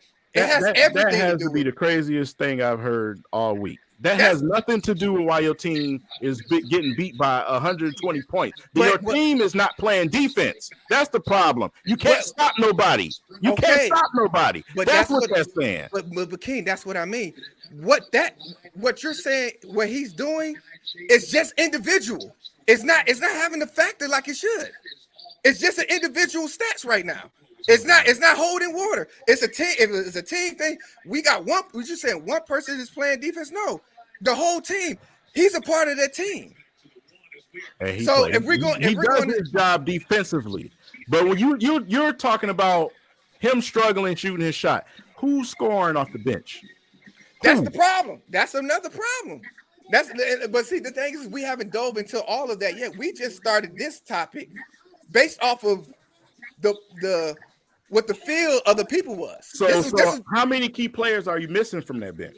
Okay, but see, like I said, well, the thing is, we couldn't even get to the bench because y'all so emotionally overcome. Yeah, exactly. Y'all threatened to end the stream. Right. We just asked the question. We just asked the question. Yeah. No, you are notorious for over talking people. That's why I said that. But let me finish my point first. That's all I'm asking. I let you talk. Let me talk. Okay, but I let you talk. You said your point, but I'm bringing it back. I got to bring it back because the question was, it wasn't to hurt him. It's to say, okay, what can we do to help him? Would it help him to do that? And you said Detroit with it, but everything comes with the question after the question after that. Yeah, we can. The Pistons haven't been playing good as a whole, so we could analyze and go through everybody, just like you said. But this was just this specific person at the time because this was the post, and y'all know why we had to go for him because of his status. That's all it is, because of his status. Everybody else is a bench player. Everybody else is a role player, but his status means something different to the fan base. And we're here talking to the fan base. We on Twitter interacting with the fan base, and they having these questions. So we got to bring it to the people. Well, I mean, really, when you got to be honest, the reason why you would ask something about Killian is just considerably his draft, where he was drafted at number 7. You know what I'm saying? That's the reason why it comes up, because he was drafted at number 7. There's no other reason why. If he was drafted later in the rounds or anything like that, it wouldn't come up. I mean, that's as simple as that get. But where I say is, from the beginning, like to draft somebody that's coming from overseas like that. I mean, he was the youngin on his team too. I mean, to throw him right into that starting role, and then he got hurt. To me, I don't see why they didn't even take the route of sending him down there to the G League. But I mean, you passed that now. So you absolutely right. Because when you look at it, that's the same thing that just happened to Jonathan Kuminga.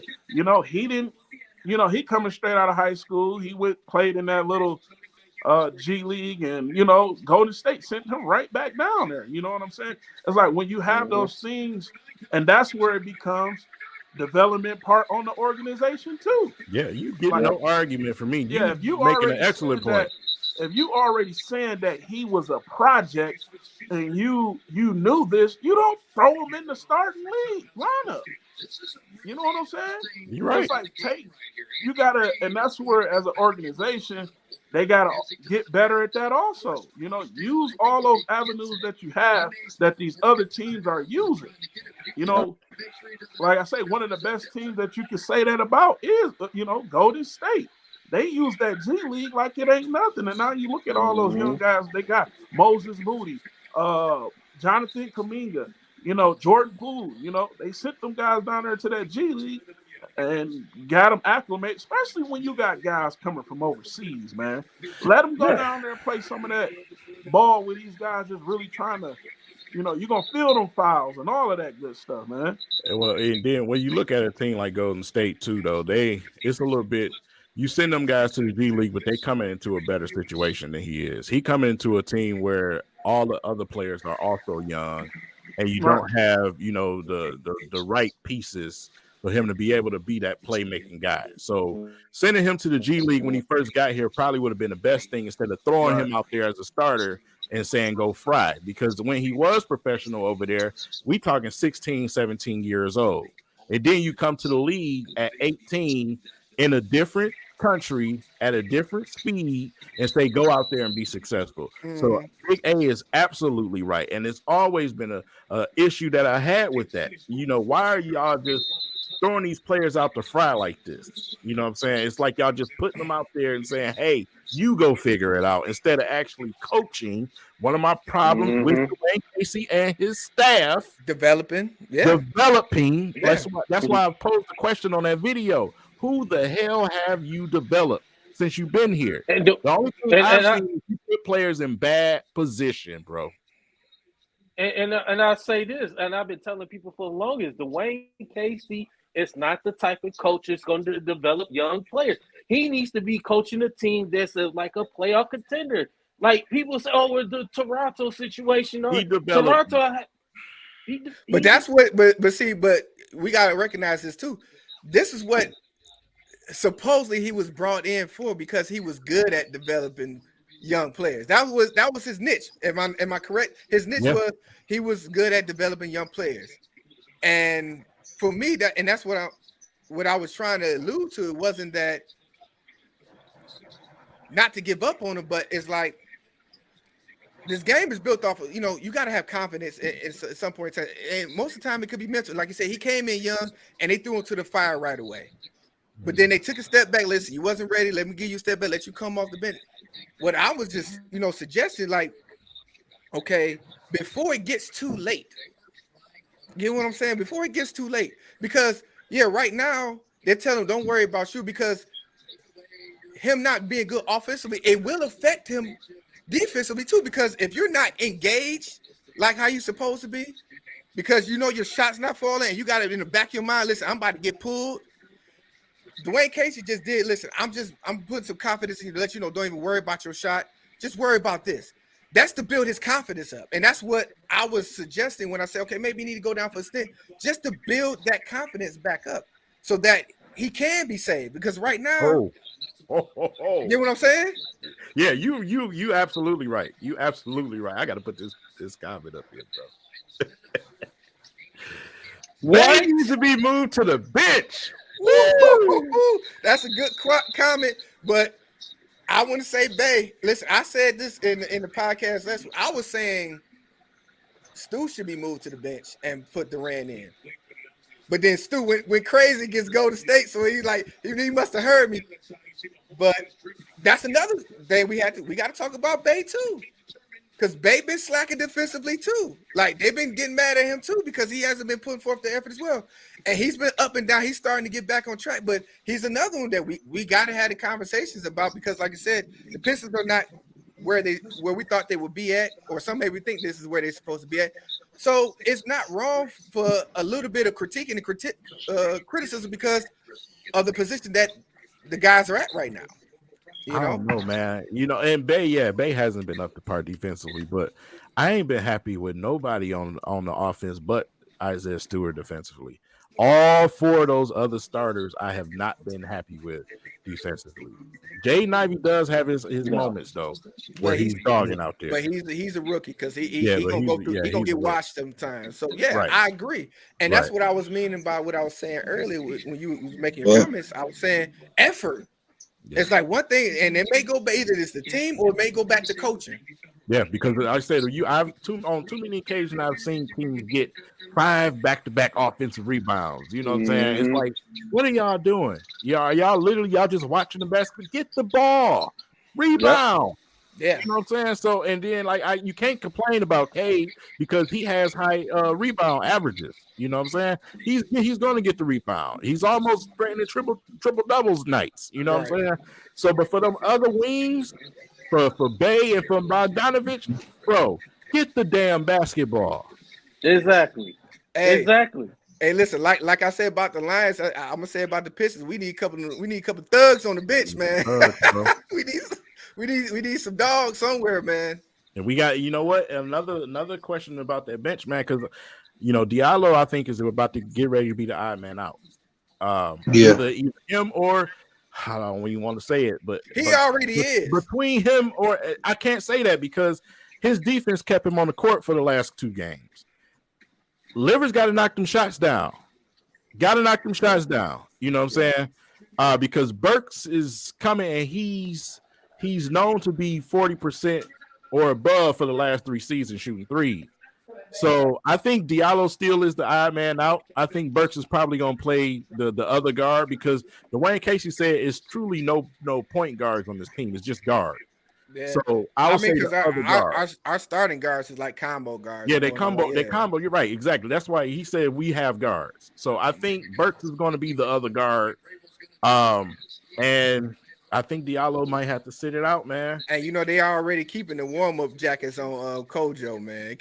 Y'all can't even get mad at Kojo no more because they keeping the warm up jackets on them now, man. They are, man. They tried to put him in for a minute the last game, but the game was over by then. Yeah, They said, "Go ahead, get your run on like you usually do." Yeah, man. Like especially on a tall team like that, man. Oof. He was gonna be there. I'm glad they didn't put Not him because he was a chime in for a matchup second. nightmare anyway.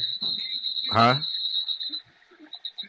You say something, though? No, I was saying, yeah. Y'all can hear me? Yeah, we hear you. Can y'all hear me?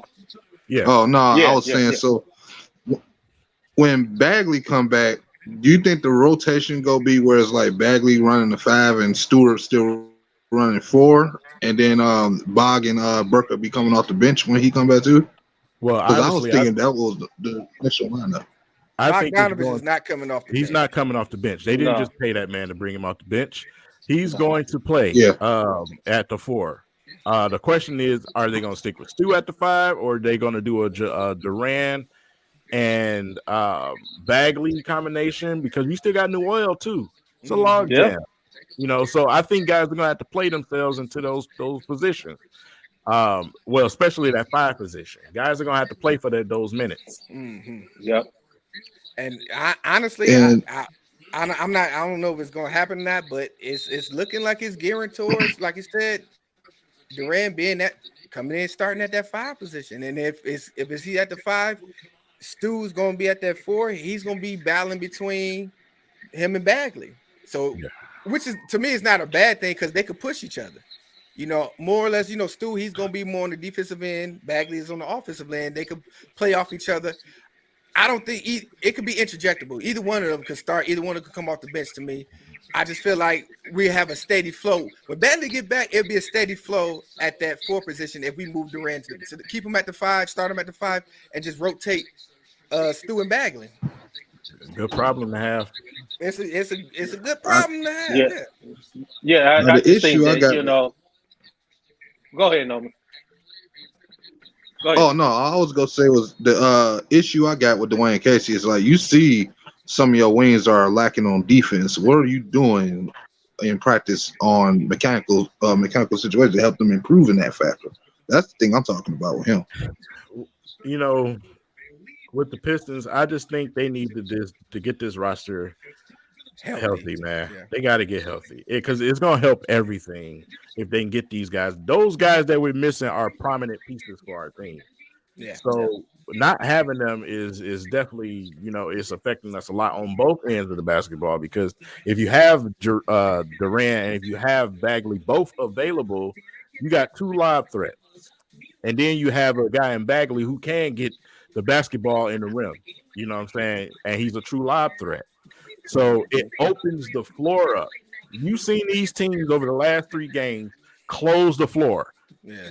And your guards couldn't do nothing. His pick and roll presence is more fluid than what Stu's is right now. Right. Stu, he could get there, but his finishing is kind of iffy. But Bagley is more fluid when it comes to that. It's just that we may suffer a little bit on the defensive end. So it's like, but both of them together, it's like it says interchangeable. So, like I said, once we get healthy, I think we need to revisit this conversation again. Once we get everybody back and see where they're at. Yeah, it's going to be. They got to get healthy, and because you got to think about you got Philly with Joel Embiid, you got all these other bigs in the East and the Western Conference, and you got to get Marvin Bagley. We got to get these guys back healthy quick. Because if they be out, and we're gonna have the same issue when we play these teams like Philly. Well, if they got the bigs with Embiid, we got to play Milwaukee when they come here. All these other teams has got bigs. We're gonna have the same issue. So I think we just need to hurry and get healthy, and to go from there. It's a lot to ask on Jalen Duren, to be honest. Being, a rookie, being an 18-year-old rookie in this league, to go out and defend some of these premier bigs on a nightly basis. But at the same time, I would rather it be that way because he's literally getting an opportunity to learn out there on the court. Playing against some of the best talents and some of the big bigs, in the league, he's having an opportunity to learn from his mistakes out there, especially playing with this roster. And he's been holding his own too. He's been definitely holding his own. Definitely been doing that. So, been rebounding the ball, been making some defensive plays, man. That's what you focus on right now. We'll get there. We're gonna get there with the offensive game. You know what I'm saying? You have an opportunity to work on that 15-footer. It's already partially there. So but right now, going up against these guys, for him having that experience, I didn't think he was going to be able to see the court this early in the season.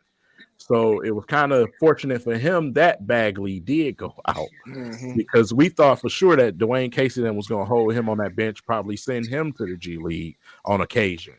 So, but we know Troy Weaver was super high on Jalen Duren, super high on him.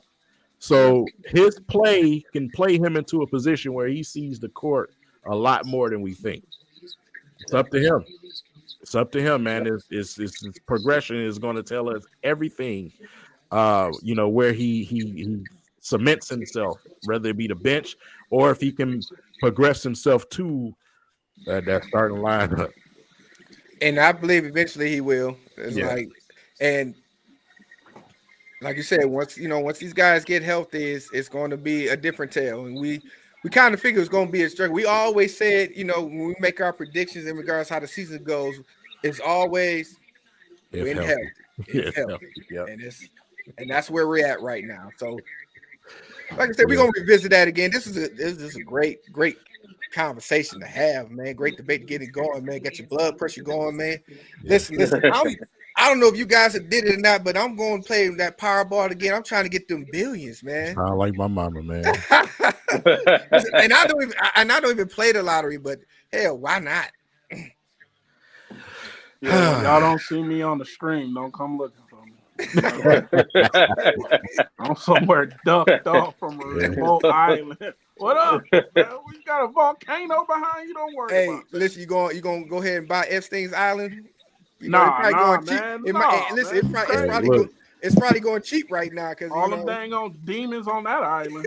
y'all go see me. I'm gonna be out there passing out T-shirts. I'm gonna be part owner of the Pistons if I win it. Just walking on the middle of the court like, man, y'all need to get this together. I know I own the damn sports team. I'm firing everybody in that bitch. Oh, listen, man, this has been fun. Listen, quick before we get our last thoughts, I gotta make sure I give a shout out to our sponsor, our official sponsor, Culture Detroit, located at 19327 Illinois, down at the Fashion Avenue. They are our people's, man. Like I said, if you ever get down to that local area, please check them out, man. They got some great stuff in there, man, and they're doing big things. They also do some great things for the community. Well, they do great things for the kids, man. They always doing something for the kids, man. So please, if any of you guys, ever get down that way, go in there, check it out. You might find something you like. They got some real exclusive stuff too. I think I might have to go back in there and get them sheets. I missed out on them last time, but I think I'm gonna go run back in there and grab my pair, man. Yeah. And also, once again, if you have not hit us up on Twitter, if you're not subscribed to us on Twitter or Instagram, please follow us on social media because we will be announcing our giveaway. I'm gonna give the information, the details on how you guys are going to be able to take and partake in this contest, which we will be giving away 2 tickets to an upcoming Pistons game. And like I said, these are not the cheap seats, my friend. These are not the upper decks. These are some good quality seats. King, you know what I'm talking about. Yeah, absolutely. Hey, one thing I want to also say, man, shout out to Rod Moore, Max Bredesen, Braden McGregor, Khalil Mullings. I hope I ain't forgetting nobody. All those guys, they gave us a follow on Instagram. So we got star players from the Michigan Wolverines following us on Instagram. And also, oh man, I don't want to chop and screw her name. You want to give a shout out? What's her name? Big Willie. Who's that? The mom? Coach, Mike Moore's sister, the coach. Oh man, Well, Mike. That's all I know is Mike Moore's sister. You know what I'm saying? but hey man, we want y'all just follow us on all our social media platforms, man. We want to give a shout out. Hey man, we putting in a lot of work. I'm finna block. I was about to block Durham, Michigan State week. You know what I'm saying? Tired of him flooding our inbox with all that ugly green stuff, man. Hey, listen, Daryl keep me on my toes on that Instagram, man. But hey, get these likes and these subscribes. It's all love. It's all love, yeah, man. It's all love, bro. Most definitely. But get these likes and these subscribes up, man. We still got the 2004 champion Pistons starting 5 rosters, all autographed. We got the 88, 89 starting 5 autograph cards. We got the 2004 jersey patch starting 5. Hey, let's get these subscribers up on the YouTube. Let's get these likes up. Let's get us in those algorithms, man. Most definitely just want to send love to everybody that's out here, that's coming to kick it with us. And, hey, y'all got a taste of what Big Willie Styles and King, this is over 25 years. I see people like, listen, man, what we brought to y'all on this podcast is how we've been since we grown up. You know what I'm saying? It's all love. It ain't nothing crazy. You know what I'm saying? I have always been the mediator. You know what I'm saying? Bullshit. Usually I'm too arguing. I'm the mediator. I'm usually Wolverines. I'm usually the instigator. So that's when it comes to the Wolverines. That's what y'all see. But like I said, man, it's all love, man. Y'all just getting the real from us. This just if you hung out with us 10 minutes, 15 minutes, you will most definitely see this, man. So I saw the uh-ohs, it ain't none of that, y'all. Y'all just see the real talk. We ain't go sugarcoat nothing. That's what you get when you dealing with, W3Kingz over here. Because we family over here, baby. Yeah, damn right. Oh yeah. And I want to say this too. We got college basketball. We got some college basketball. You got Michigan. You already Michigan. For some schools, we still enjoying football, brother. And Jet Howard dropped 30. Yep. Okay. Hey, listen, they got their home opener tomorrow too. Michigan does, so I'll be looking forward to it. So we will be chopping that up too. Yeah, of course. Just in true Sparty fashion, ready to talk basketball during the football season. You know what I'm saying? But of course, we gonna be paying attention, be bringing that up too. That's part of the podcast as well. Most definitely got to get down there to LCA when Michigan play. Michigan. Yep. Mighty Bass had a good game on their little exhibition, man. So he ducked that Fed time, so he gonna be balling out. Man. Please stay out of trouble, young man. Please. All right. Please do. So listen, final thoughts, fellas, man. Give me your final thoughts. Final thoughts, man. Like I said, we'll see what the Lions do against the Bears. It's gonna be tough. Mobile QB, you know what I'm saying? New receiver over there. It's gonna be tough on us, man. Pistons, man, just got to keep it steady pace until we get healthy. You know what I'm saying? Cade Cunningham been doing his thing consistently, something that we will be talking about on the next show. His averages have been really, really good. Just overall, these guys just keep going out there scrapping and fighting, man. Do what y'all do. Once them guys get back, we should be fine, man. Michigan football, of course. You know what I'm saying? We gonna do our thing, obviously. Shout out to my man Edwards. You know what I'm saying? Was out there making plays. But yeah, man, like I said, overall, I mean, I've been pretty pleased with this week. I just want to say one thing though. Shout out to Carl Collins and Downtown Deuce. Yes, them sir. Guys, they've been making some moves. We've been making some great relationships, man. There's definitely some good content on the way. Y'all stay tuned. Because man, those guys are making magic, man. They got a new song coming out. It's called Baton, so y'all better be ready for it. But yeah, shout out to those guys, man. Shout out to everybody that's in the comment section, everybody that's been supporting us. Man, keep it locked. Indeed, Big A. So the first female coach over there in Michigan, her name was Milan Bolden Morris. She also gave us a follow on Instagram, so shout out to her. I'm sorry that I chopped and screwed your name earlier, but I'll make sure I let her know. you know the thing, I'm like with the Lions, like I say, Brad Morris. I mean, I say Brad Morris. You need to go to bed. He got her on the mind. I understand. Nah, the Pistons. This is what we got to realize. We got golf for another 2, maybe 3 seasons. You know what I'm saying? It sucks that we didn't address a lot of things in this draft, right? But this draft, we cannot afford to mess this up. We have to go get players that is ready to play. You know, guys that, you know, any rookie is going to need some work. But we got to go get the Sauce Gardners. We got to go get the Aiden Hutchinsons. You know what I'm saying? We got to go get the Devin Lloyds, the Jordan Davises. The Will We are not in position as Detroit Lions to go get people. That's a project for us. So with this draft and all of these draft picks, and we got to do right by these draft picks, man. And until the Lions do right by these draft picks, you know where I was going with it. Right. With the Pistons, my thought is also, we got to get healthy. You know, it's going to be a big offseason for the Pistons also because we need to bring some length in here. We need to get more length. You know, I've been saying from the beginning, the bench has not been giving us anything. You know what I'm saying? A lot of these games that we're getting blown out in, we're not getting anything from the bench. So some upgrades are going to need to be happening in there. And another thing, stop sitting around watching Cade, man. Like, we got to get – and this is an organization thing, a KC thing, man. It's not get Cade the ball and everybody else stand around and watch. You know, we got to this is a young team, man.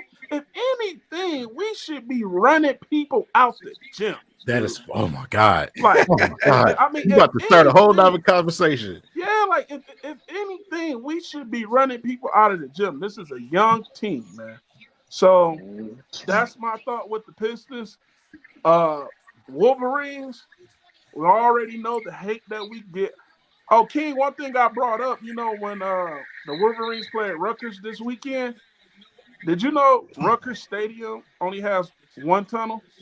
Did you know that? Oh, respectful team Michigan is. Yeah, they got one tunnel, but you know, I guess we've been the problem. But you know, to move on. But Big A, we're so respectful as a university that we partook in dancing in the red lights at Rutgers. Yeah. And joined the team in the crowd and felt the energy. Hey, you know, when we was over there in Iowa, you know, when everybody partook in the, you know, the wave, you know, when we went to Wisconsin and they was doing the jumping around. Yes, indeed. We did the jump around. You know, we partake in the whiteout, you know, all of that. No issues whatsoever. Classy organization. I agree with Big Willie brought up, and Braylon Edwards brought up. 12-0, it handles everything. Indeed. Nomas, man, you got anything before we get off, brother? Yeah, I gotta say this is that Lions. I ain't gonna lie, on the fourth down play to end the game, very final throw. I had a Jim Caldwell moment. I ain't gonna describe what that is. King probably know what I'm talking about. I want to say to the Pistons, keep your head up. Dwayne Casey, get your head out your ass.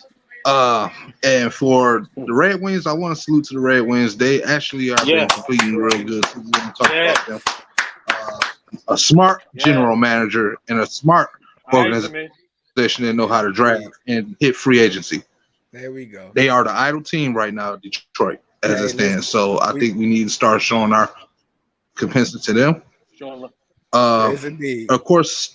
Thank you, fellas, and God bless you, fellas, for allowing me to come on here today and have a little fun with y'all. And as I always end, when I say my last moment. King, where the hell is my shit? Hey, before Daryl go, one rule on the podcast, and we set this a boundary: no laying down while you on this podcast with 4 other fellas, Noman. Yeah. We'll do the tummy, the tummy talk, man. We'll lay on your stomach and talk. Listen, this ain't whack 100 over here now. Whack 100 here. Got that jergens on his leg. Right. All right. Oh my God. Go ahead, Daryl. All right, man. Listen, man. The Lions. That was a huge win today. Man, that was a good effort, defensive effort today. Aaron Rodgers throwing 3 interceptions. You can't ask for more than that. They're a good win. They almost blown that game, but they stayed the course. They made plays they had to make. It was a great win for the Detroit Lions. Got a tough game coming up against the Bears with a mobile quarterback. It's going to add. We had issues dealing with mobile quarterbacks as Jalen Hurts, but that was a great team effort, especially on the defensive side of the ball. Detroit, the Pistons, like you said, we just have to stay the course, man. We just got to get healthy, man. And we just got to show effort, man. Just got to play better. And like I said, Pistons will be fine. They will be fine. Just got to get healthy. Michigan football. I mean, of course. What can you say about that? The best, to me, they the second best defensive team in the country. I say Georgia is number 1. You can say that, but Michigan, I mean, that running game, man. And I keep telling you, that offensive line is the best in the country again. And Michigan State got the job done. I'm happy for them, and they, this need 2 more wins so we get bowl eligible. And shout out for the Red Wings, man. That team is. I'm proud of it. And one more thing, can I say this? F the Lakers.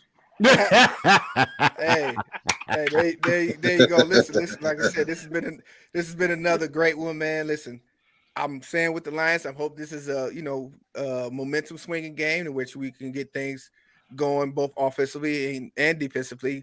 Play a whole complete game. We'd love to see that. Pistons, we're looking forward to them getting them things together, getting healthy. So getting these experience for these young guys. And like I said, this is still a long season, so we got a lot to go. Of course, the Wolverines, we just got to stay the course the way we've been doing. Listen, this is not new to us. We've been through this last year. It's feeling like the same thing. And another thing is first you find a piece of meat, then you boil it in some meat, then you shove it in the bun. Now Noman J is having fun.